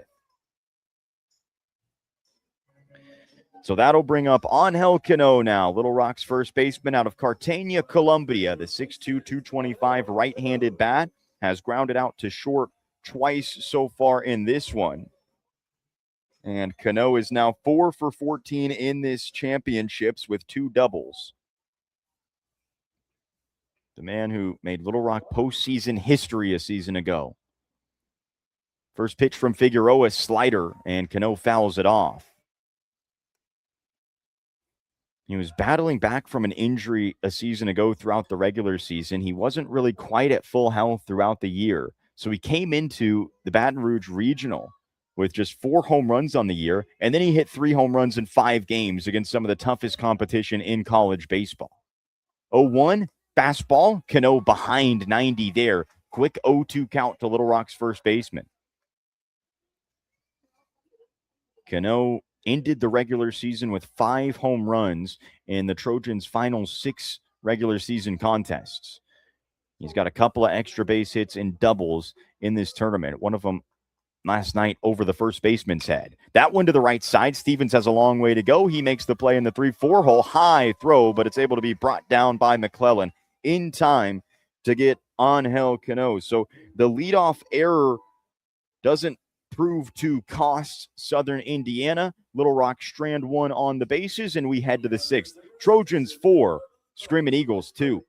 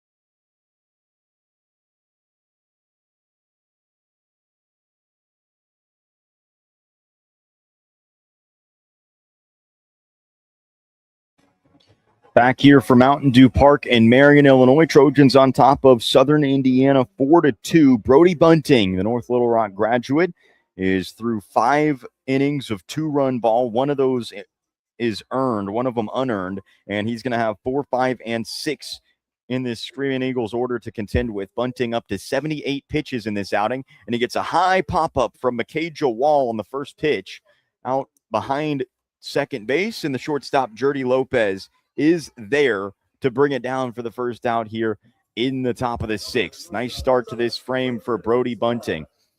Again, what an outing this has been already for Bunting to eat up these innings. If the Trojans want to make it back-to-back regional appearances, they have to go ahead and win tonight. They have to win 2 tomorrow, and then they have to go and win 1 on Sunday to close things out. Second pitch of the inning on the ground to second base. Cooper Chaplin fires to first. 2 pitches and 2 outs for Brody Bunting here in the second. Efficiency here personified. He's now through 5 2/3 on 80 pitches here in this one. The man who came into this start with just 10 innings pitched this season for the Sherwood native. And he's gone 5 2/3 for Little Rock when it matters most, with the Trojans with their backs to the wall here in an elimination game. Left-handed hitter Parker Martin digging in. He has the 1 earned run off of bunting. It was a first pitch swing and a home run out to right field his last time up. And it's a first pitch slider from bunting. We will not see a 3-pitch inning. And you understand why pitching coach Evan Lee didn't want to throw Parker Martin a first pitch fastball. This is a hitter who is red hot right now in this tournament. He is really seeing the ball well. And that one's in there for a strike. Parker Martin didn't think so. He looked back at the home plate umpire there, Ben Levin, in awe. And it's 1-1.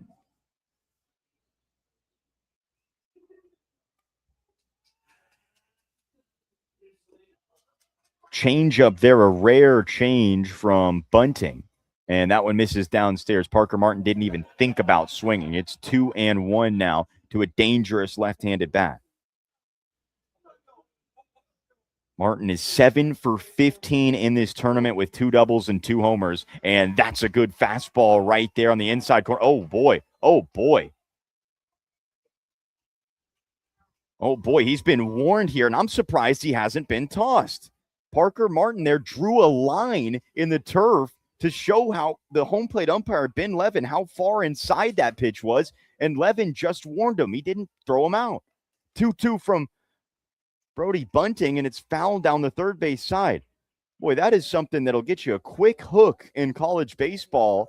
Usually, if you go and try and show up the home plate umpire, usually you're tossed out of the game. But for Parker Martin, he gets the second life. Trojans up 2 here. Brody Bunting trying to get through the 6th. The 2-2 on the ground to second base. Cooper Chaplin charging, fires to first in time to get Parker Martin. And Brody Bunting, with 6 innings of 2-run ball, Trojans take a 4-2 lead to the home half of the 6th. Little Rock trying to get to the finish line here in the nightcap at Mountain Dew Park.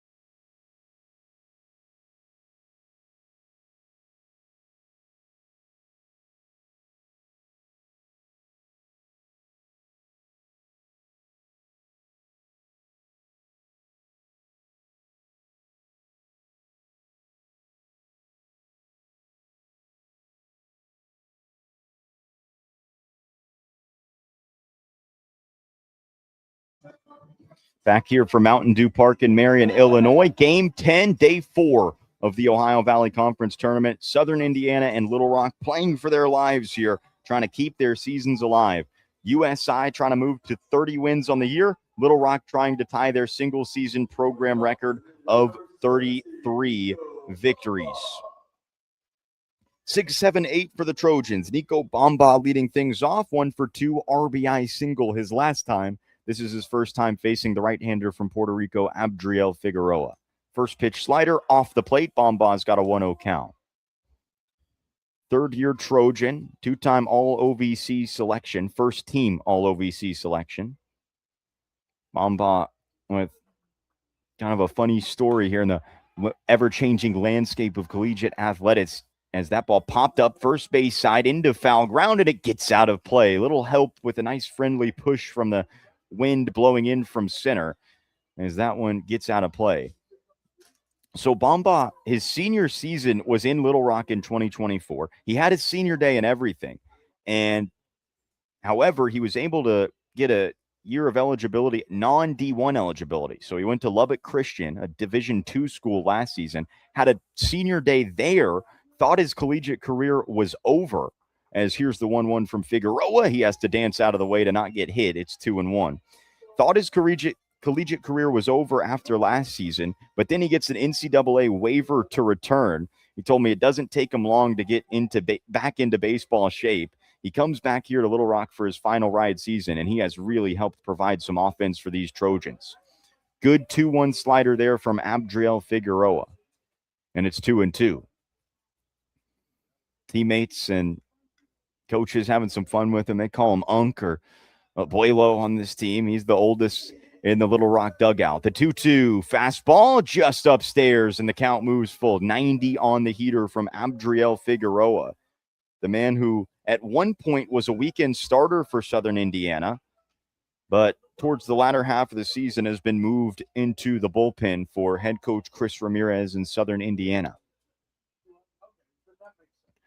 Right-hander ready, his 3-2. Slider off the end of the bat, little bloop single, and it gets down into center field for a base hit. It's a multi-hit game for Nico Bamba, and Little Rock have their leadoff man aboard in the home half of the sixth.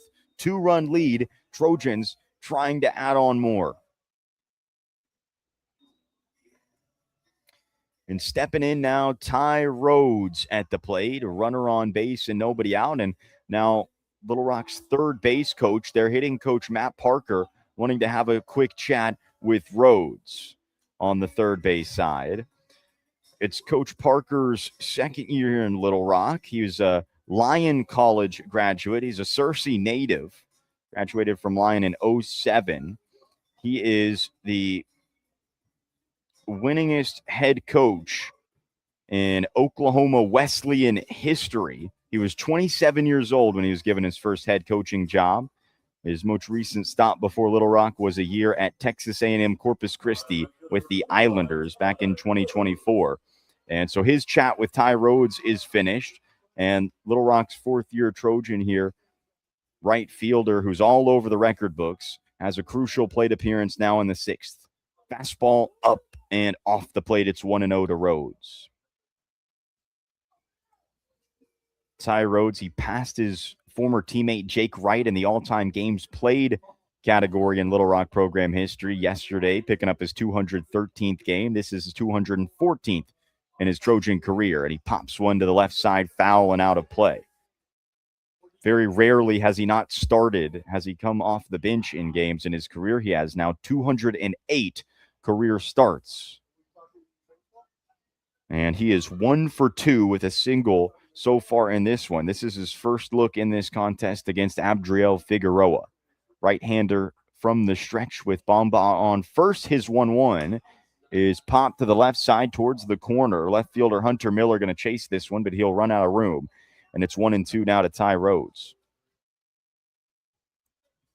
Rhodes, he had some big swings down the stretch last year for Little Rock in these playoffs. 6 for 21 in this tournament last year with a double homer and 2 RBIs. And then he was 7 for 21 in the regional with a homer and 5 RBIs.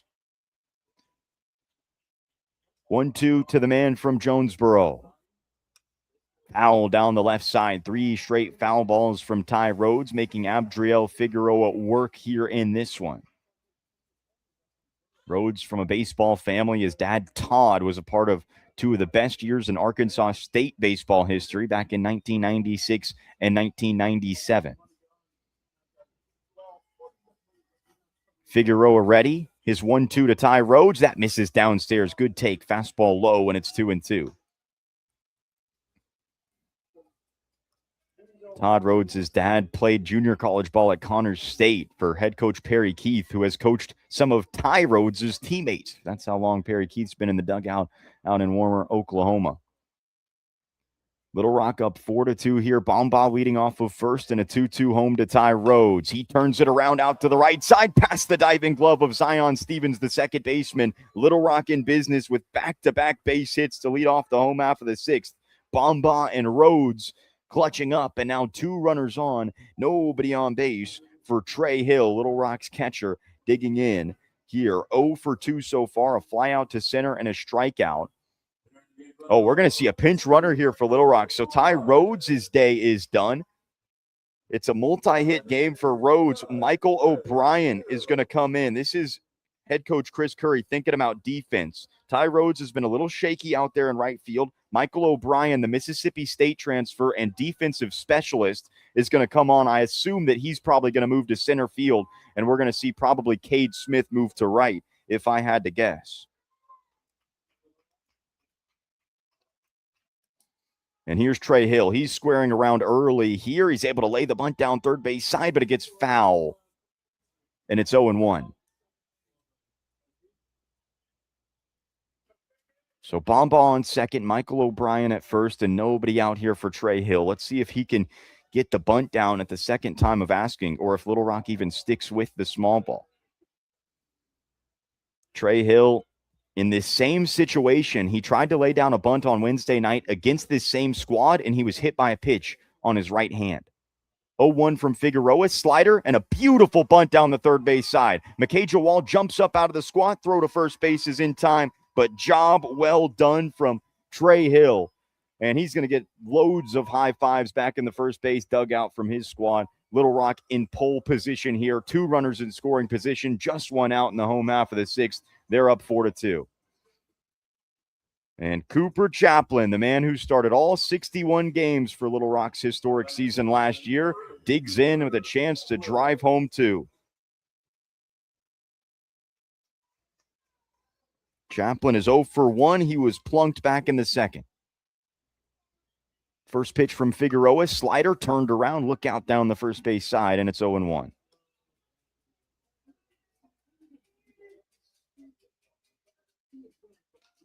Chaplin was 8 for 20 in this tournament last year. And he clutched up even more in that Baton Rouge regional. 0-1 from Figueroa. Fastball turned around out to right field. Caught by Foster. Bomba initially came home. He had to retreat, and he's unable to score on the line out to right field. Tough break for Little Rock there. Bomba didn't read it well off of the bat. His first 3 steps were towards home, and then by the time he recovered, the ball was already in the infield. So no chance to tag for Bomba, and now 2 outs, and the order flips back to the top. 4th time through for the Trojans. Jerdy Lopez is the man tasked with driving these 2 runs home. Little Rock with some uncharacteristic base running mistakes in these past 2 nights. Something that they'll have to shore up down the stretch here if they want to keep their season afloat. Slider, outside corner from Abdriel Figueroa, in there at 77.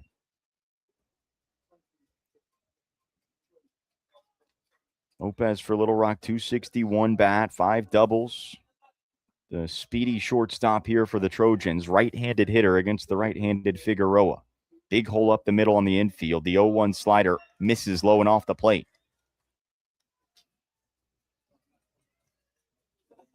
Screaming Eagles have to be careful how many off-speed pitches they offer here.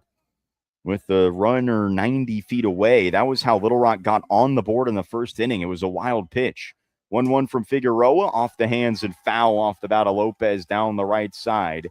He was a touch tardy there on 90.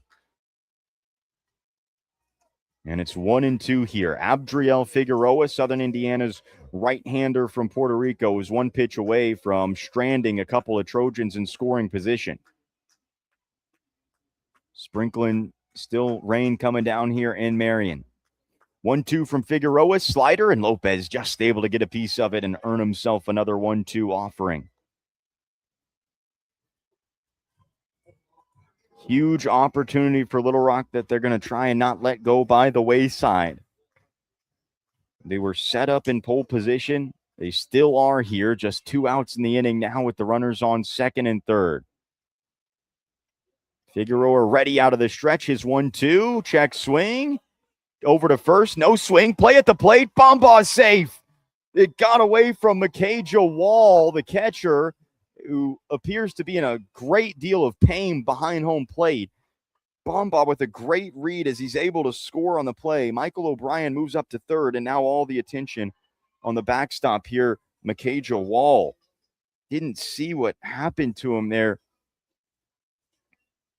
initially the throw got away from him, but he is still laying chest down in the dirt here next to home plate. He is still laying down and now needing medical attention. He's in a great amount of pain right now by home plate. Trojans take the 5-2 lead here in the bottom of the sixth. I'm going to take another look at this one, just see if I can see anything on the replay here from Mikaja Wall. He went down. It went off the umpire, and then, he lost his balance. It could have got his ankle stuck in the turf. I would have to assume it was a leg injury. He's holding his right hip, Mikaja Wall. And now he's back to his feet. He was down in a heap. You were thinking the worst there for a few moments. He was not really moving at all for 30 to 45 seconds, and now he's back up to his feet. The 6'6" catcher for the Screaming Eagles.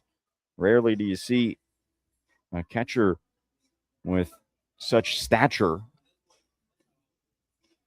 And he's back in the squad here. Still the trainer and head coach Chris Ramirez is out there for Southern Indiana, and now Wall is pointing kind of up into the upper hip area, up into the lower torso on the right side, but he has his helmet back on and he's ready to go. So Wall is all right. 5-2 game. Michael O'Brien at third base. 2 outs in this inning.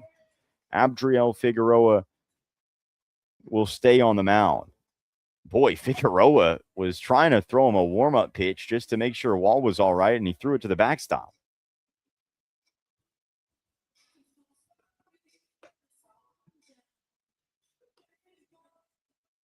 Wall dealing with some pain on that right hip area.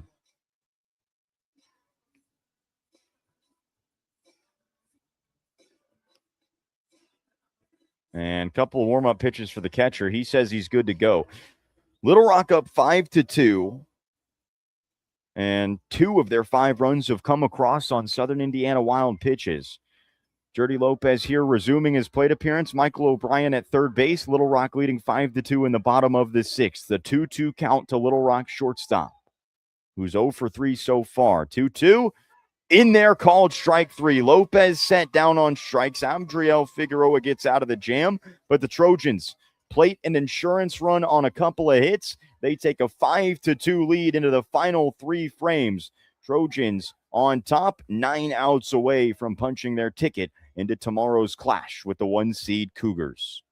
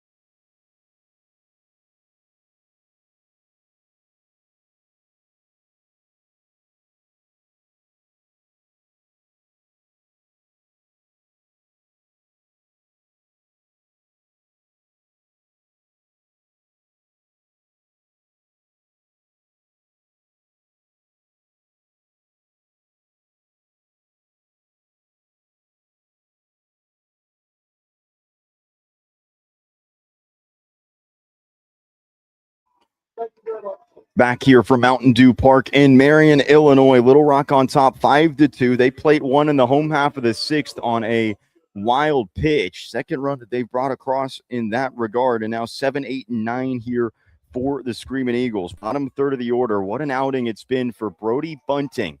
The North Little Rock High School graduate has gone 6 innings of 2-run ball in his first start all season. He had just 10 innings pitched up to this point this year, as Noah Foster on a 1-for-2 day has a 1-0 count. He takes a front door slider there to even things up 1-1.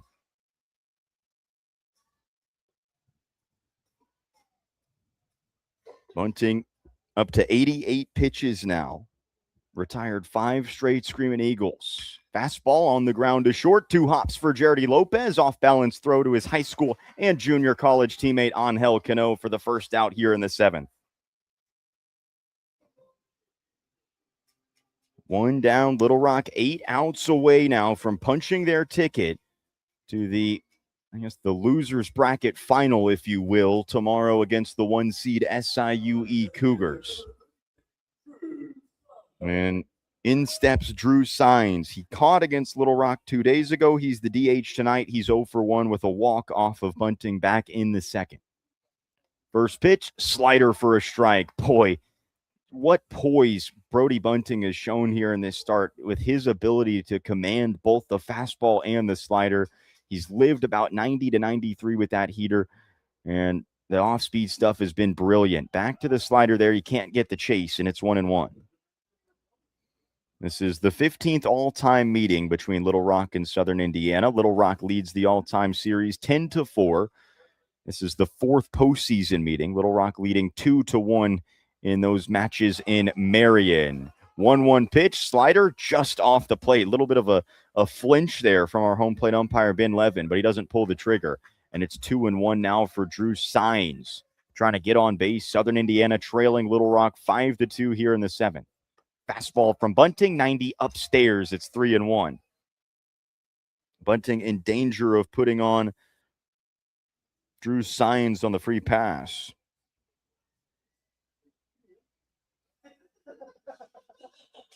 (3-1). Popped sky high on the infield. Second baseman Chaplin calling for it. Meandering over to shallow right field, and he makes the catch for the second out here in the 7th. Bunting through 6 2/3 now in his first start all season.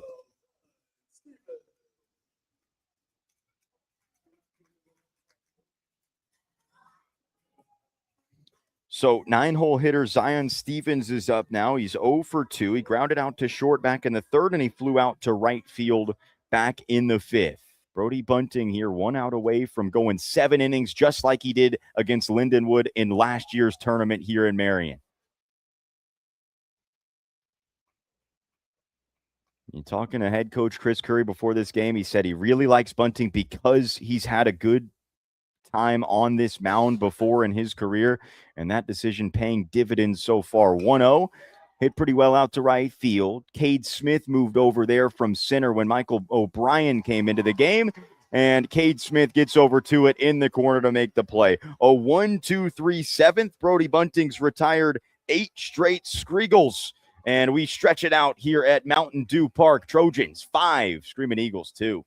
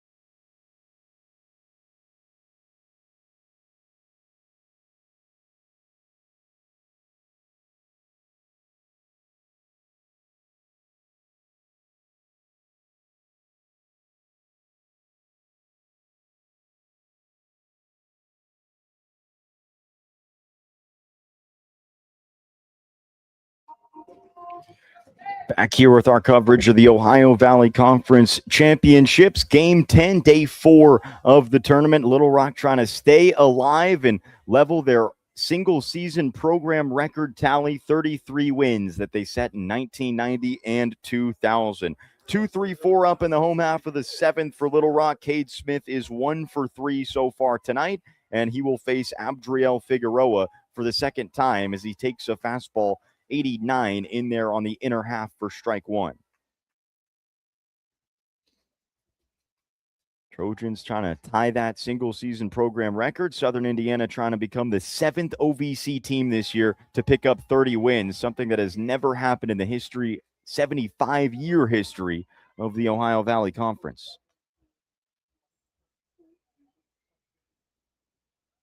0-2 here to Cade Smith. Last pitch was a slider. He goes back to it. That one off the cap of the bat, and Figueroa with the comebacker is able to jog it over and underhand it to first base for the first out in this seventh.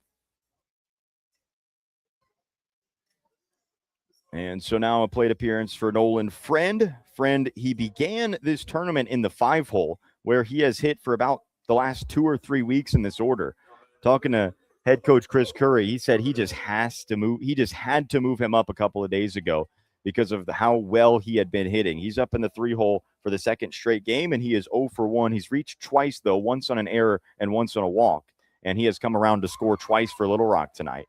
He takes a strike fastball 88, outer half for strike one. 6'1", 215 for Little Rock's third baseman, who has played terrific defense in this tournament. And that one low and off the plate, 1-1 now to Friend. Friend had a really memorable double play that he turned against the Screaming Eagles 2 nights ago. It was a popped-up bunt on the infield to the third base side. He came sliding through in front of the mound to make a great play and then doubled off the runner at first base to get the Trojans out of a jam. 1-1. Figueroa's fastball fouled into the back netting. And it's 1-2 now to Little Rock's third baseman out of Kingman, Kansas. Friend was recently, just before this tournament started, selected as a second-team All-OVC selection. Not too bad for your first year as a Division I player. 1-2 from Figueroa, 89 well off the plate, count to 2-2. Friend is 6 for 12 in this tournament with an RBI and 4 runs scored for Little Rock. He has come around to score more than any other Trojan in these championships so far. Figueroa ready. His 2-2. Slider back up the middle. It's a base hit for Nolan Friend. First hit of the night for Little Rock's third baseman. His 7th hit of these championships. And he's on first base here with 1 down in the bottom of the 7th. Little Rock trying to extend their 3-run advantage. That's their 7th hit of this contest. Boy, it's a full box score in this one. Eagles 2 runs on 5 hits and 2 errors. And Little Rock 5 runs on 7 hits and 3 errors. So crooked numbers everywhere out in the box score. And Blake Simpson digs in. It's a 1 for 3 night so far for Simpson. A couple of RBIs and a double for Little Rock's left-handed hitting left fielder from Toronto. And Simpson can't believe the strike one call. 88 in there at the knees or perhaps below. But it's 0-1 regardless. Simpson, who was supposed to be a middle infielder, a starting middle infielder for the Missouri Tigers last year before he suffered an injury. He was only able to take 12 at-bats with Missouri a season ago. He's going to have to run out a double play here. Stevens smartly puts the tag. No, he missed Nolan Friend over there at second base. Nolan Friend gets into second. Zion Stevens, the second baseman, can't believe it. He thought he placed the tag there, and we're going to see a challenge, I do believe. Chris Ramirez, the head coach, is out of the dugout, and the universal challenge symbol with the hands on the ears, mimicking the headsets from the umpiring crew here. So this is going to go to review. If it stands, it'll be 2 outs in the inning and Nolan Friend on second base. If it's overturned, it's going to be an inning-ending double play, and we'll head to the 8th. And oh, by the way, Brody Bunting, 96 pitches and 7 innings into his outing, and it looks like Little Rock has no plans to go anywhere else. It's a quiet bullpen down in the right field corner, as you would expect in this tournament format. Trojans trying to save all those bullpen arms. And if you look at these first 3 games, this is the 4th game already for the Trojans in this tournament, as we have a call here. Safe is the call. Nobody actually gave the safe signal. They just pointed to second base, but Nolan Friend going to stay there. And now head coach for Southern Indiana, Chris Ramirez, is getting an explanation.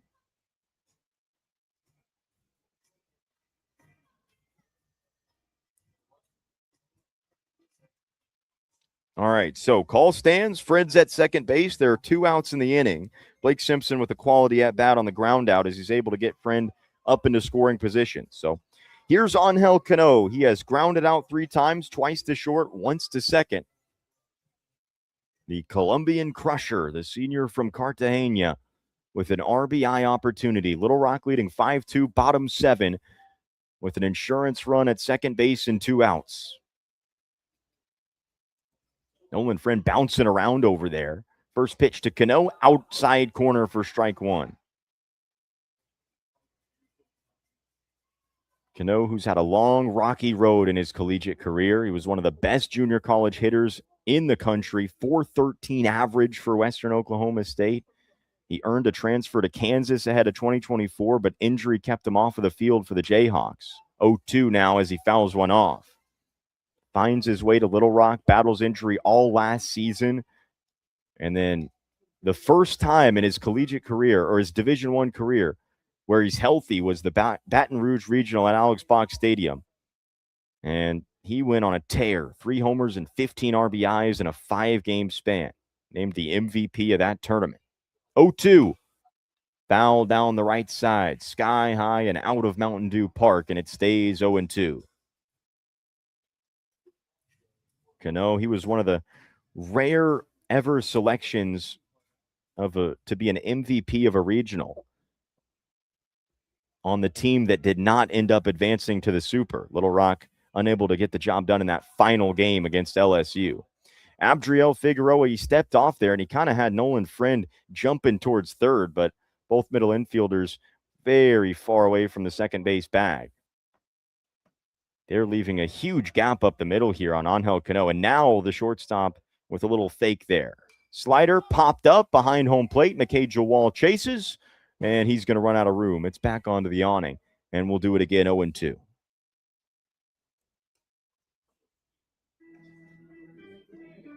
Angel Cano looking for his first hit here tonight.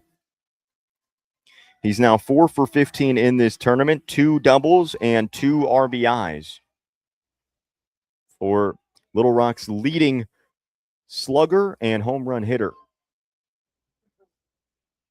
0-2 from Abdriel Figueroa. He got Cano to climb the ladder on a fastball upstairs. Just the 3rd strikeout by a Trojan all night as Figueroa dances around the 1-out single. Trojans get a hit, but they bring nobody across. We move to the final 2 frames. Brody Bunting back on the hill. Little Rock 5, Southern Indiana 2.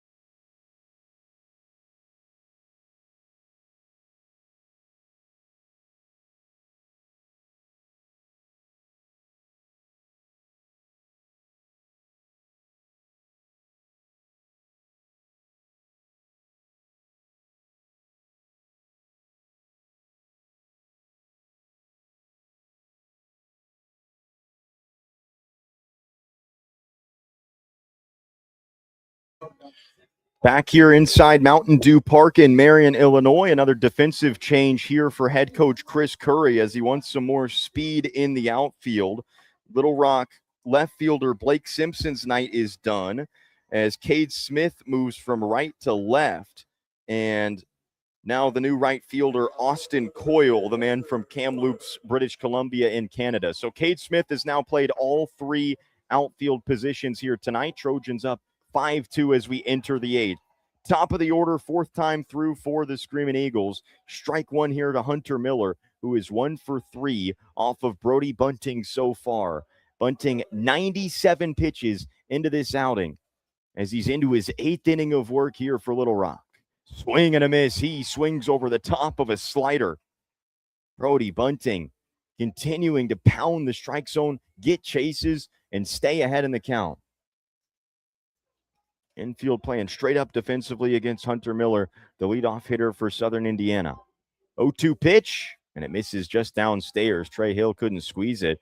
Painful one for the catcher there. It looks like it caught a little bit of his body after it went off the glove.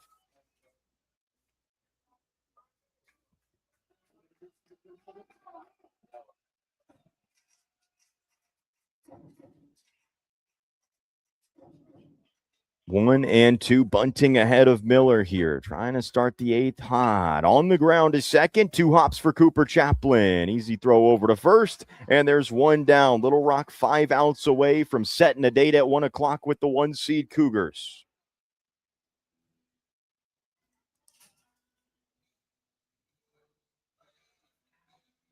And now it's Kai Holiday, who has been on base in 2 of his 3 battles with Brody Bunting so far. Kai Holiday, a single and a walk. He struck out looking his last time. Bunting, first pitch slider, and it's a beauty. He has been getting, there's some either indecisive swings or frozen takes on that slider all night long, and he gets ahead of Holiday 0-1. He goes to it again, and he just misses the inside corner as he tried to stand up Holiday with the front door breaker there. It's 1-1.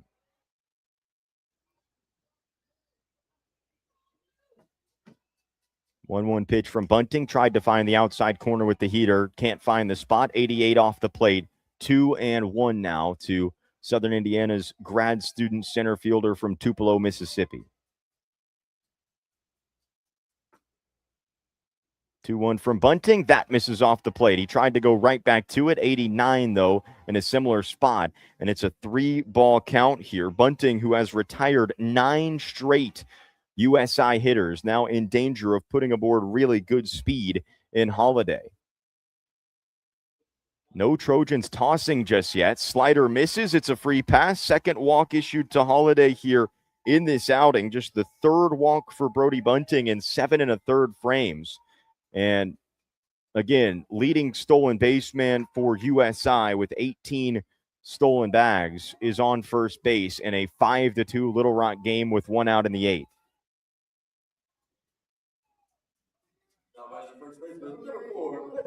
Patrick McClellan here.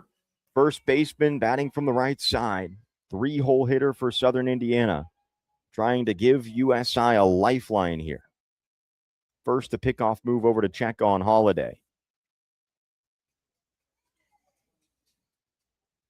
Little Rock leading 5-2, 5 outs away from keeping their season alive and improving to 33 wins, a mark that they've only reached twice before and haven't reached in 26 years. 1-0, slider misses to McClellan. Screaming Eagles finally starting to lay off of this slide piece.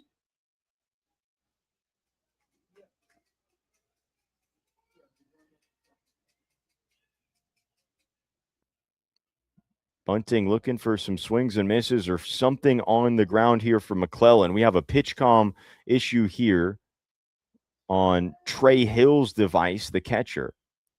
Oh, no, it's Bunting that needs a new one, the right-hander.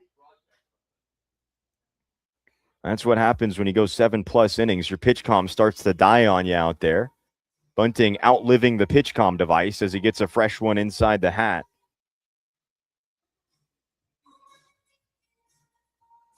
Pitching coach Evan Lee out there to give them the new technology. 1 on and 1 out for Southern Indiana. Brody Bunting, Little Rock's starter. The man who hadn't started a single game all season long, up over 100 pitches and pitching into the 8th when it matters most with Little Rock's season on the line.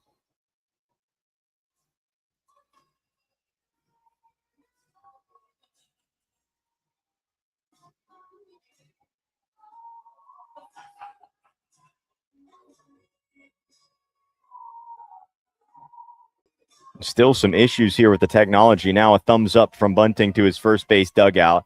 He's got the good one. And he can hear the pitch calls from his pitching coach, Evan Lee. 1 on and 1 out here. Little Rock up 5-2. Speedster Kai Holiday on at first base. 3-hole hitter Patrick McClellan at the dish. A 1-for-3 night for McClellan so far. He singled off of Bunting back in the 3rd, and he waves and misses. Just the maybe 5th or 6th changeup that Bunting has thrown all night, and he's able to get the wave and a miss over the top as he pulls the string on McClellan. Slight shift on the infield for the Trojans, nothing major, but 3 left-sided infielders just a step towards the pull side against the right-handed McClellan. Cooper Chaplin, the second baseman, hugging that second base bag. Jordy Lopez a step towards the 5-6 hole, and then Nolan Friend, the third baseman, really hugging that third base line against McClellan, a dangerous bat.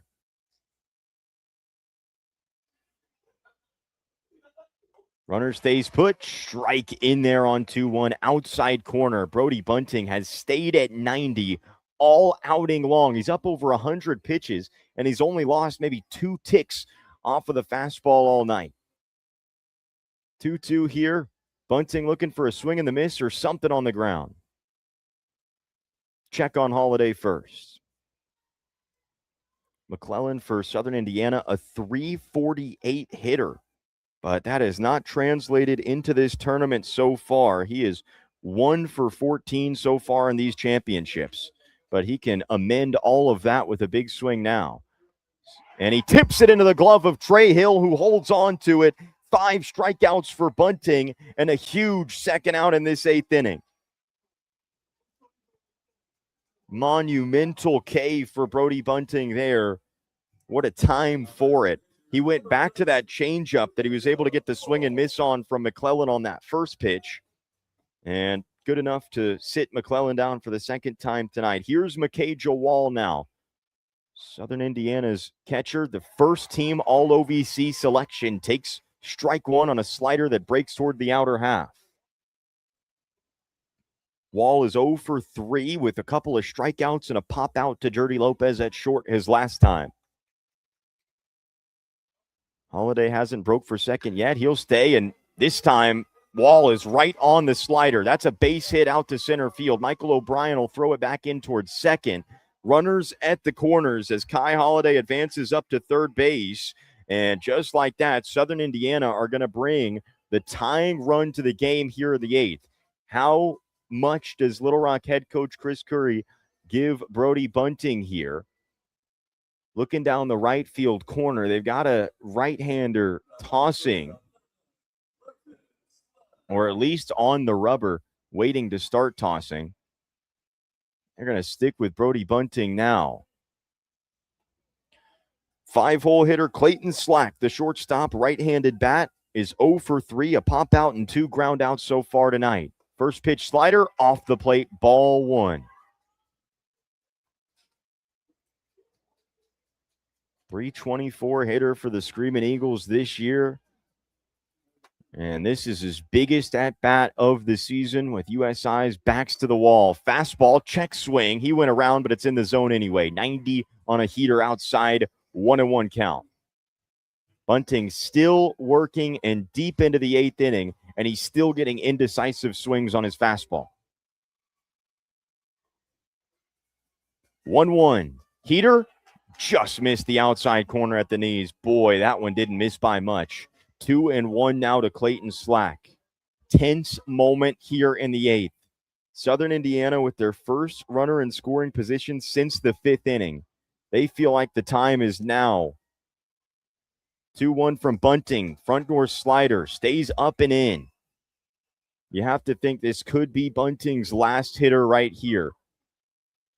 The Trojans have their right-hander from down under, the Australian Josh Beasley, warming up in the bullpen down in the right field corner, and pitching coach Evan Lee is going to do a rare slow walk out there. Now he's out to his usual brisk jog as he tries to give Josh Beasley a little bit more time to warm up down in the corner.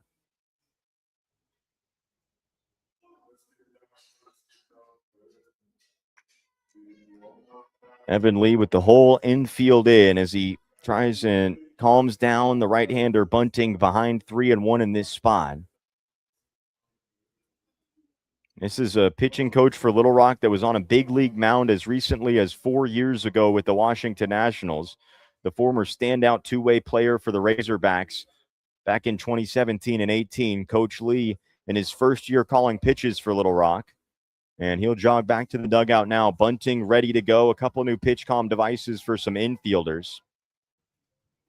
And here we go. Little Rock up 5-2. Runners at the corners. Tying run at the plate. Clayton Slack has a 3-1 count. In a big spot with 2 outs in the 8th inning. 3-1 from Bunting. Outside corner at 90. Right back in the zone. He fills it up 3-2. What do you got left in the tank here, Brody Bunting? McKay Jawal at first base is going to get a head start here to second. Action pitch upcoming. The 3-2. He got him looking on the slider. And Clayton Slack can't believe it. Brody Bunting picks up strikeout number 6. 8 2-run innings for Brody Bunting. The North Little Rock grad in his first start of the year has gotten the Trojans all the way to the finish line. Little Rock lead by 3. We head to the home half of the 8th in Marion.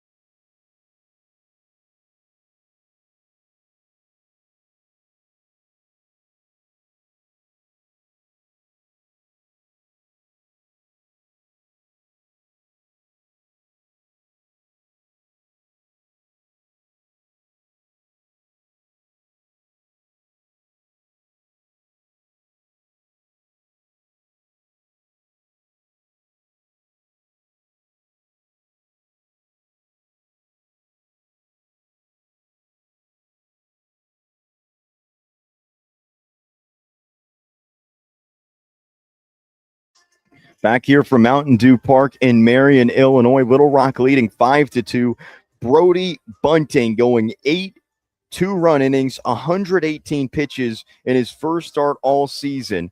6 strikeouts for him as he gets out of that jam in the 8th inning with the tying run at the plate. And in the aftermath, in that in-between innings, saw a Southern Indiana assistant coach get rung up and tossed out of this game. Maybe even a couple of players, too. There were 3 umpires down the third base side towards that dugout, and they were just pointing at a whole bunch of guys in the dugout. I lost track of who was tossed. Bamba here at the plate. Big swing and a miss for Little Rock's designated hitter out of the 6th hole. 6, 7, and 8 for the Trojans here. Bamba 2 for 3 with a couple singles, an RBI, and a run tonight. It's been a really long and nice outing out of the bullpen for the Puerto Rican right-hander Abdriel Figueroa for Southern Indiana.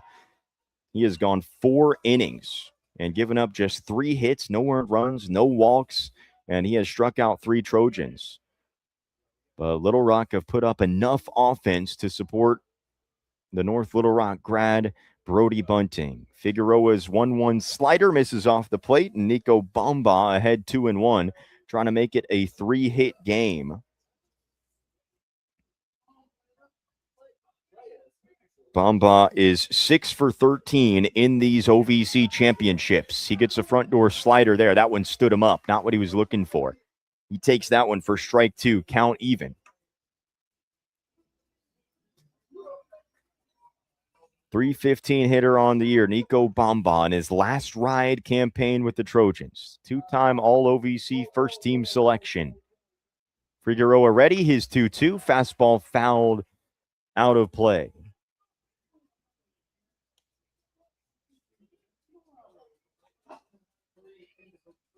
Little Rock would love some insurance here for whichever arm they go to in the 9th inning.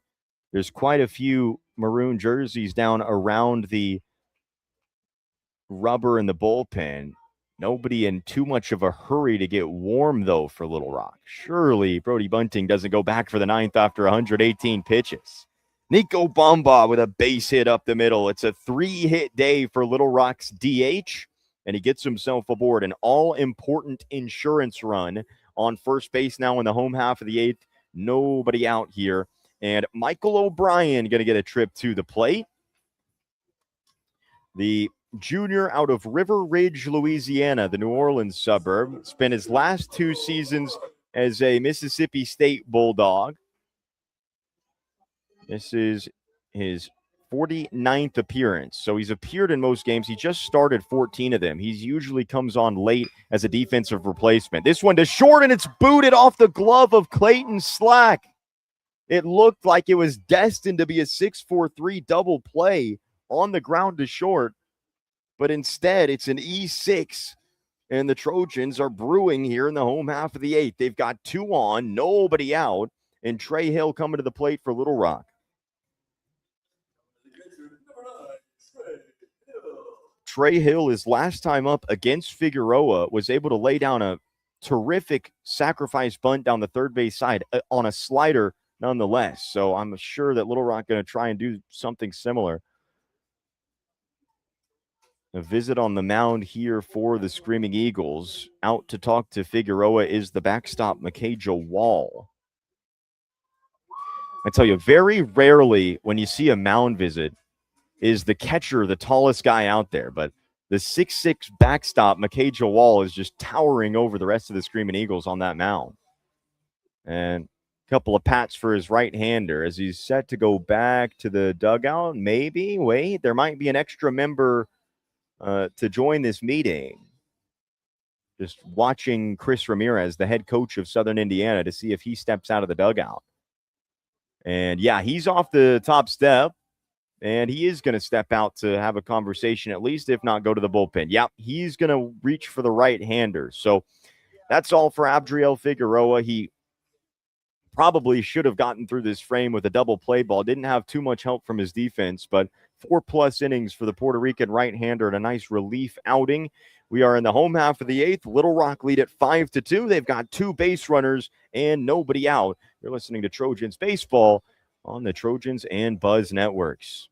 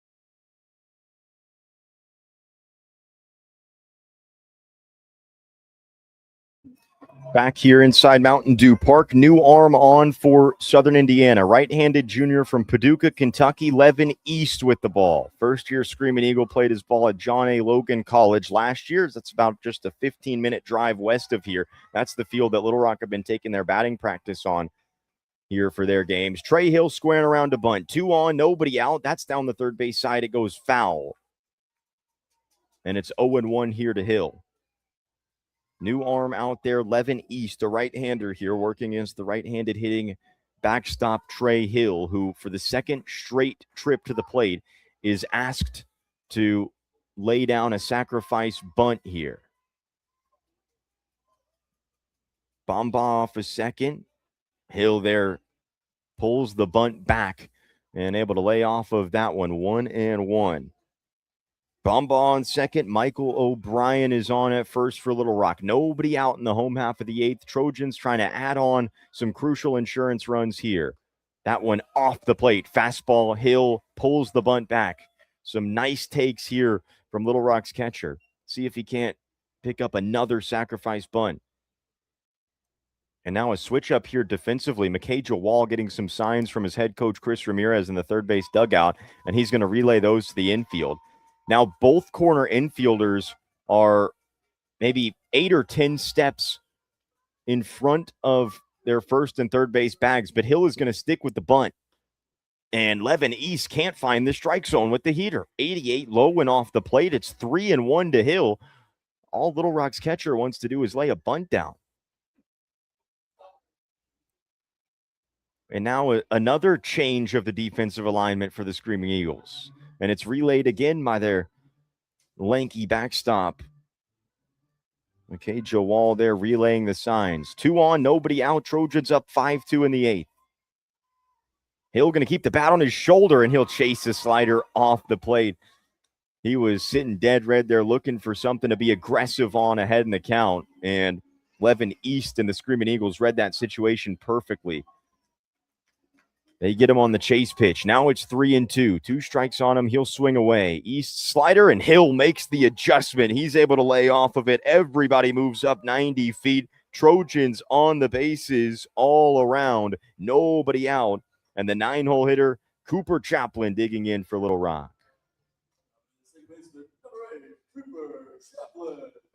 Second team All-OVC selection a season ago. The man who started all 61 games in Little Rock's run to the Baton Rouge Regional Final last year. Chaplin hit a sharp line drive out to right field that was caught by Noah Foster out there his last time up. This is his first meeting with Levin East out of the bullpen for the Screaming Eagles. And he takes strike one there, 89 at the knees. Bomba on third, O'Brien on second. And Trey Hill on first. Nobody out in this eighth inning. Prime opportunity for some insurance runs for the Trojans. And Cooper Chaplin chases an 85-mile-an-hour offering down low. 0-2. Chaplin going to have to shorten up, try and put something in play now. Chaplin 0 for 2, a fly out and a line out. He was hit by a pitch back in the second.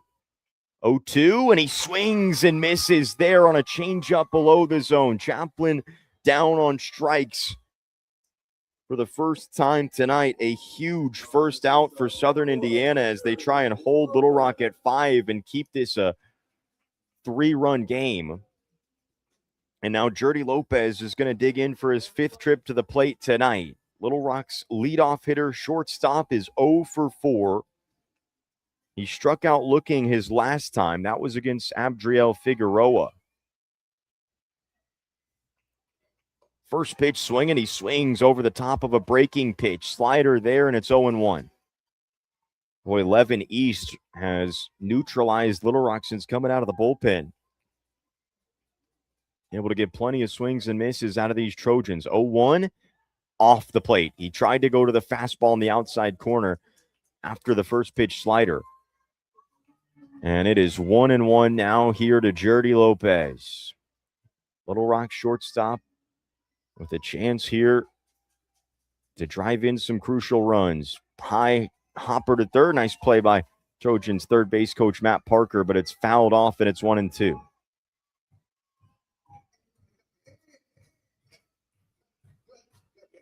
11 East for Southern Indiana. He's looking for a hard ground ball or a swing and miss right here. Bases loaded, 1 out. Trojans on top by 3, home half of the 8th. East is ready out of the stretch. His 1-2 just fouled off. Dirty Lopez able to just get a piece of that one. 84-mile-an-hour slider from East.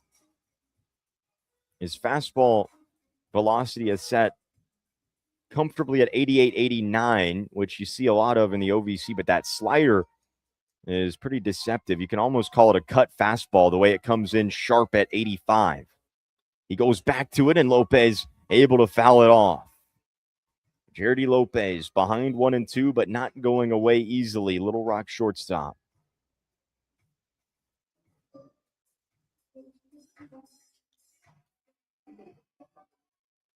He's 0 for 4 tonight, but he can put all that in the rear view here with the clutch base hit.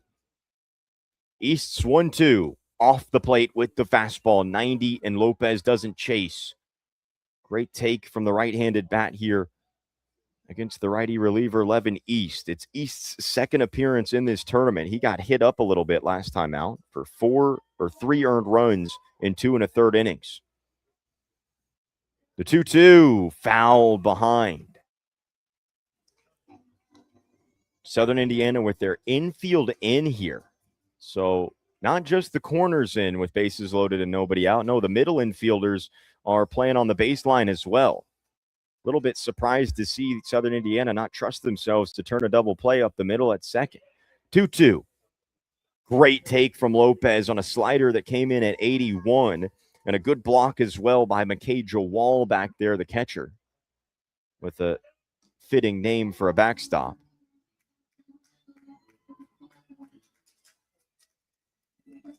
Outfield playing pretty shallow on Lopez, and the infield, of course, is in here on the baseline. 3-2.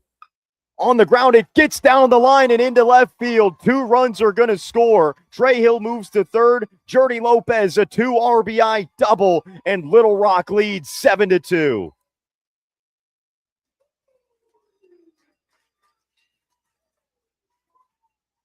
Little Rock's first-year shortstop coming through in the clutch.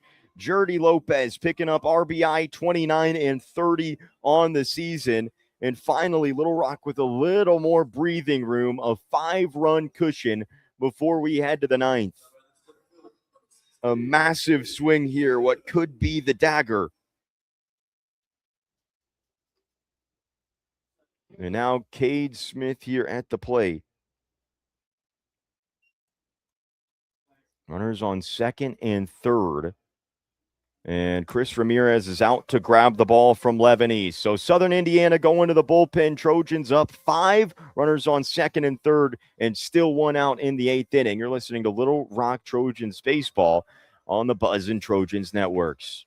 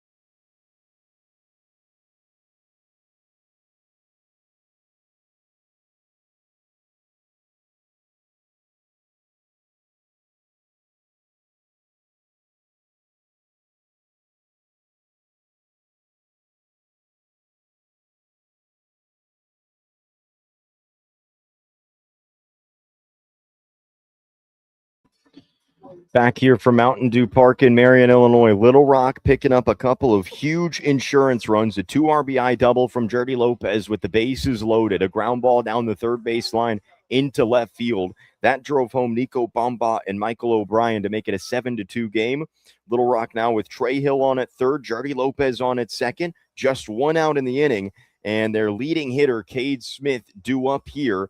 A pitching change for Chris Ramirez and the Screaming Eagles. New arm out there is the right-handed junior from Scottsburg, Indiana, Brady Watts, 5'11", 175, an OVC all-freshman team selection last year, getting his 18th appearance this season, an 0-1 record, a 6.19 ERA in 16 innings of work, 14 walks and 12 strikeouts for Watts.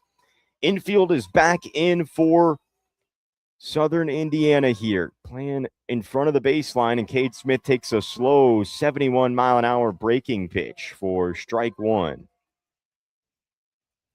Little Rock's starting center fielder Smith has now played all three outfield positions in this single game, and he is 1 for 4 so far tonight. 0-1, back to that breaking pitch, 72. That one ended up out of the zone, but Smith chases it, and a quick 0-2 count now. Cade Smith going to have to shorten up, trying to just put something in play here and drive home Trey Hill at third base with one out in the inning. Back to the breaking ball. This time Smith able to lay off of 73. It's 1-2. Cade Smith, who began his career as an Arkansas Razorback, redshirted in 24, went back home to Searcy, played for Division II Harding, where he hit 343, and back now at the Division I level here with Little Rock. And he waves and missed. He got him with that breaking pitch. 4 straight 70 or low 70s sliders from Brady Watts out of the bullpen. And that is a crucial second out for Southern Indiana to escape this 8th inning, or at least get that second out to try and strand these two runners. Here's Nolan Friend now for Little Rock. A single his last time, a walk tonight. He is 1 for 3 with 2 runs scored, and had, I guess, just a matchup decision there with Brady Watts. They like the sliders in that one plate appearance because Chris Ramirez is out to grab the ball from his right-hander. We're about to see another new arm for the Screaming Eagles. Trojan 7, Screaming Eagles 2 here in the home half of the 8th in Marion, Illinois.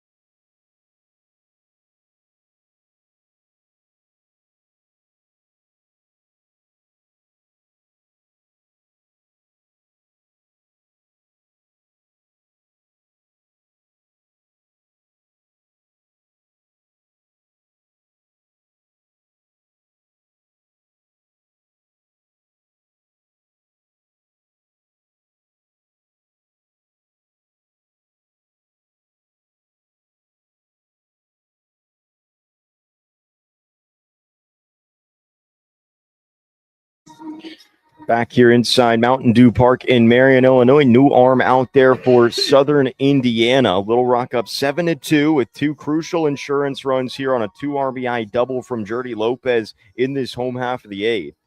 Little Rock bringing up their 3-hole hitter Nolan Friend with Lopez at second and Trey Hill at third base, and 2 outs in this inning. And the new arm out there for Southern Indiana, right-handed junior from South Bend, Indiana, 6'5" right-hander Connor Quinn, getting his 8th appearance of the year, a 6.23 ERA and 4 1/3 innings.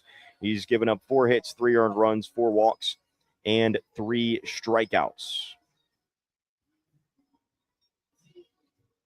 Nolan Friend digging in for Little Rock. A chance to drive in a couple of runs here. Friend 1 for 3 with a single, a walk, and 2 runs scored in this game for the Trojans. First pitch, fastball 88 off the plate there from Connor Quinn. Trojans have Austin Coyle on deck in place of Blake Simpson after Coyle came on as a late defensive substitution with the good speed out there in the outfield. 1-0, hit sharply to short, but Clayton Slack is right there. He fires to first in time to get Nolan Friend. So Trojans set down, but Little Rock able to pick up 2 runs on 2 hits. They strand 2. They lead the Southern Indiana Screaming Eagles 7-2, and they are 3 outs away from a date at 1 o'clock with the regular season champion Cougars.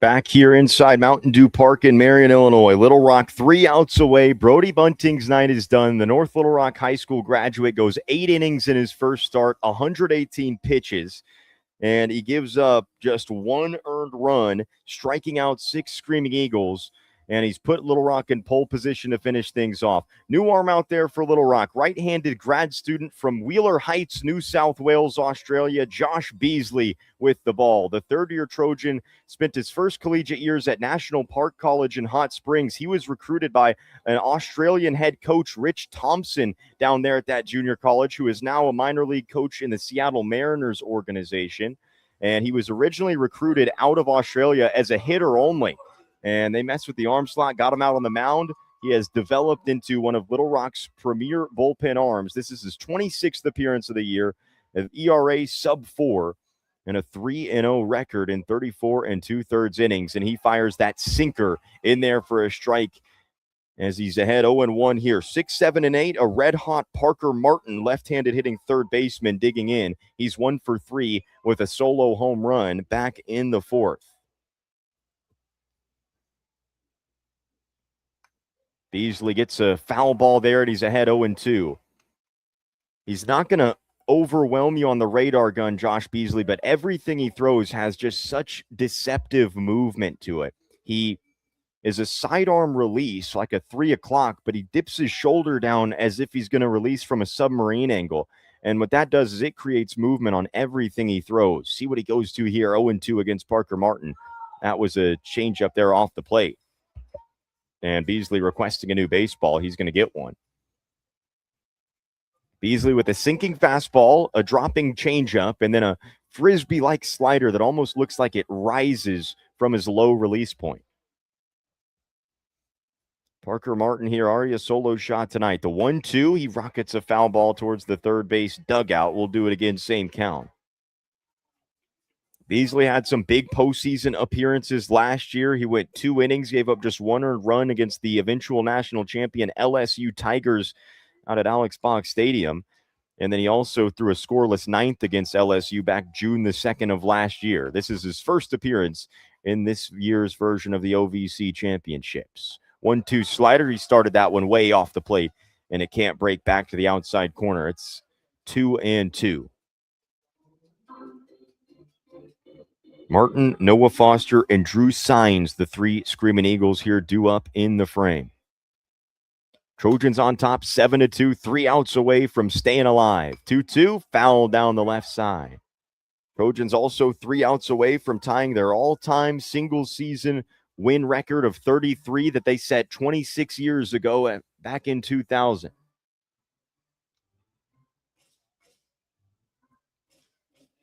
Got a slight shift here on the infield against the left-handed hitting Parker Martin. The shortstop, Jordy Lopez, is hugging the bag, and the second baseman, Cooper Chaplin, is out in shallow right field in the 3-4 hole. There's a big gap up the middle to the right side for Parker Martin, if he can find it. Josh Beasley, who works exclusively out of the stretch. Right-hander here coming set. And the 2-2. Off the hands, foul, and we'll do it again.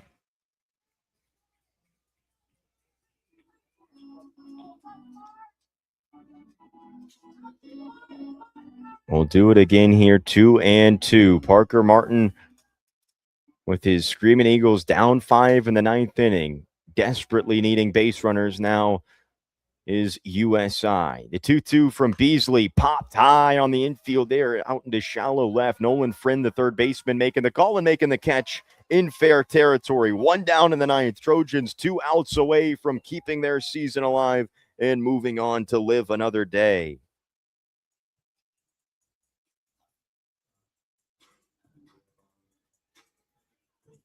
Noah Foster now digging in, right fielder, grad student for USI out of Tupelo, Mississippi. He is 1 for 3. He doubled in the second off of Brody Bunting.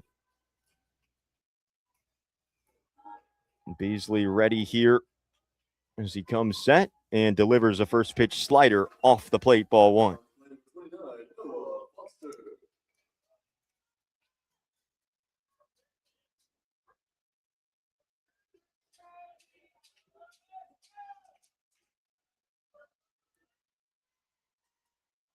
1-0 from Josh Beasley. That misses off the plate, a sinker that he pulled there, and it's 2-0 now to the right-handed hitting right fielder for USI.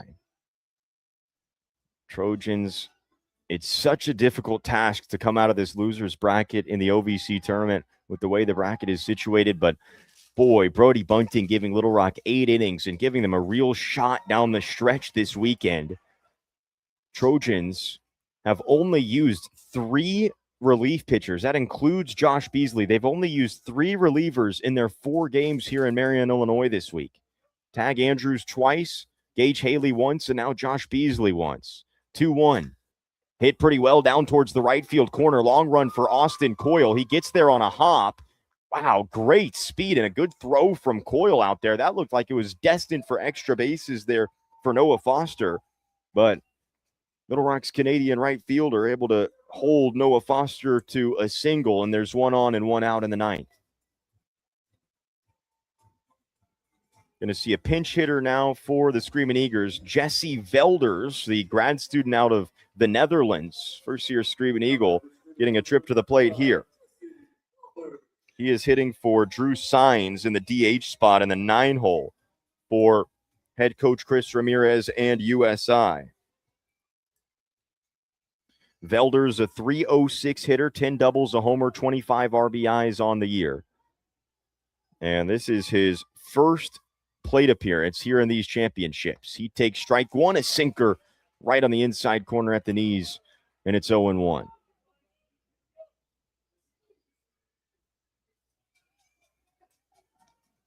Josh Beasley, one of the most experienced arms out of the bullpen for these Trojans, not just at the collegiate level, also had the opportunity to represent his country as well. He gets a slider and a wave and a miss. He's up ahead 0-2. Josh Beasley, he made 3 appearances for Australia's under-23 World Cup team out in Beijing, China in 2024. He's got an opportunity this season to represent the under 23 Aussies here again in that tournament. The 0-2 slider and great defensive play by Trey Hill there, keeping the runner Foster at a scoring position. Little Rock doing all the little things right here down the stretch in this contest.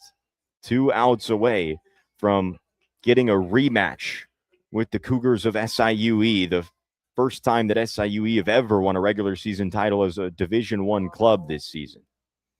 1-2 slider and another take there from Jesse Velders. Slight shift on the infield against the right-handed Velders. Friend at third's hugging the line. Dirty Lopez playing towards third a little bit extra, and Cooper Chaplin towards the middle of the field, ready to cover on a stolen base. Runner moves, 2-2, misses low. Throw from Trey Hill goes into center field, and runner stays at second there. It's a stolen base for Noah Foster. Gets himself into scoring position here with 1 out in the 9th. Southern Indiana now 2 of 3 on stolen base attempts here, and another pinch hitter. Zion Stevens' night is over, and now it's going to be Gavin Boyle for the Screaming Eagles.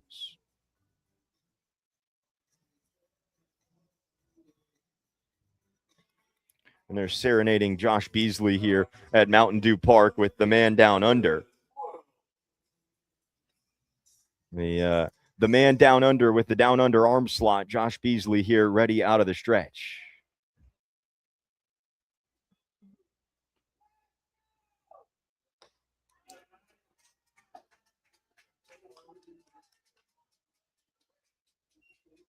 Boyle takes ball 1 off the plate. Big left-handed hitter here for USI, 6'2", left-handed bat, junior out of Gasport, New York, and he takes a sinking fastball at the knees there.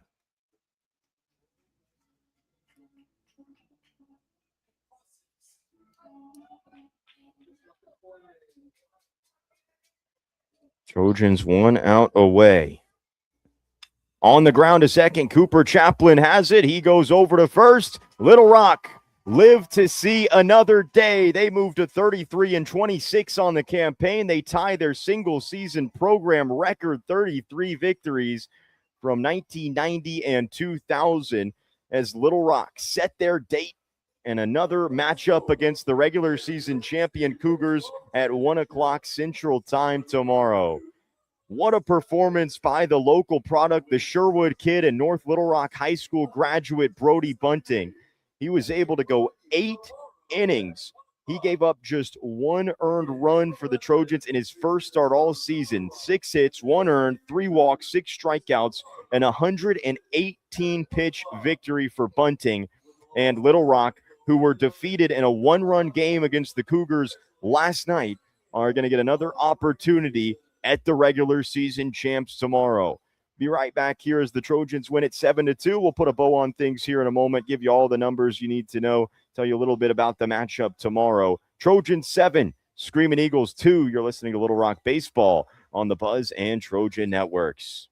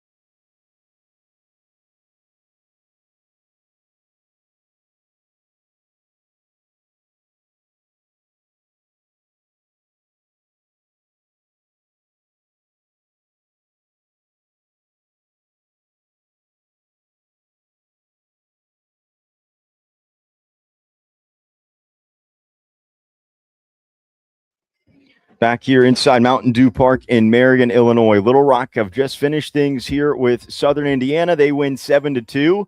Kyle Schwartz with the OVC bringing the poster board down to the first base side. Little Rock about to stamp the Trojan logo into the next round of the OVC tournament. They set their date at 1 o'clock with the regular season champion SIUE Cougars. Who else? Brody Bunting doing the job and putting the sticker on the poster board for the next round. Little Rock advanced. They are 3-1 now in these OVC championships as they try and repeat as tournament champs for the first time in program history. It's going to be a tall task. They have 3 more wins here, and Little Rock now one of the final 3 teams left. It is the 4-seed Trojans, the 2-seed Eastern Illinois Panthers and the winner's bracket, and the SIUE Cougars, who Little Rock will face tomorrow at 1 o'clock. You look back at the box score of the game yesterday, it was a close one. And Little Rock, they got out to the 3-0 lead against SIUE, but the bats went quiet in the latter stages of the game. SIUE were able to pick up a 4-3 victory, 2 triples by their 9-hole hitter, Gage Frank. That was the difference in yesterday's matchup. Looking ahead pitching-wise for Little Rock, and I mean, you can take your pick if you're Coach Curry. All 3 of the weekend guys have gone, and now Brody Bunting has started, but the Trojans have only been forced to use 3 bullpen arms in their first 4 games in this tournament. Tag Andrews has gone twice. Gage Haley has gone once, but he'll probably be fresh tomorrow. And 1 inning for Josh Beasley. He's been used a ton this year. He'll totally be fresh tomorrow as well. It's a dream scenario for Little Rock. Well, as dreamy as it can be here in this loser's bracket, but it should be a great matchup tomorrow against the regular season champions. Brody Bunting moves to 1-1. How about that? First victory all season long in his first start, as the man from Sherwood provides perhaps his best start in his Little Rock career, although he did have a terrific 2025 here with the Trojans. But again, dream outcome here tonight. Little Rock not having to go deep into their bullpen, saving their most important arms. And hey, living to see another day here are the Trojans. They matched their single season record, 33rd victory, and they live to play another day. That's all the college baseball we have for you from Mountain Dew Park in Marion, Illinois. Thanks for listening along here to a Trojans victory. We'll be back at 1 o'clock Central Time, waiting to hear with the Razorbacks and the Travelers. A lot of Central Arkansas sports going on, so not sure if we'll be on 103.7 The Buzz, 106.7 The Buzz, or back here on the stream. But regardless, appreciate everybody listening along as the Trojans win it 7-2, and they'll play another game. That's been Little Rock Trojans baseball on Trojans and Buzz Networks. Thanks for listening, everybody.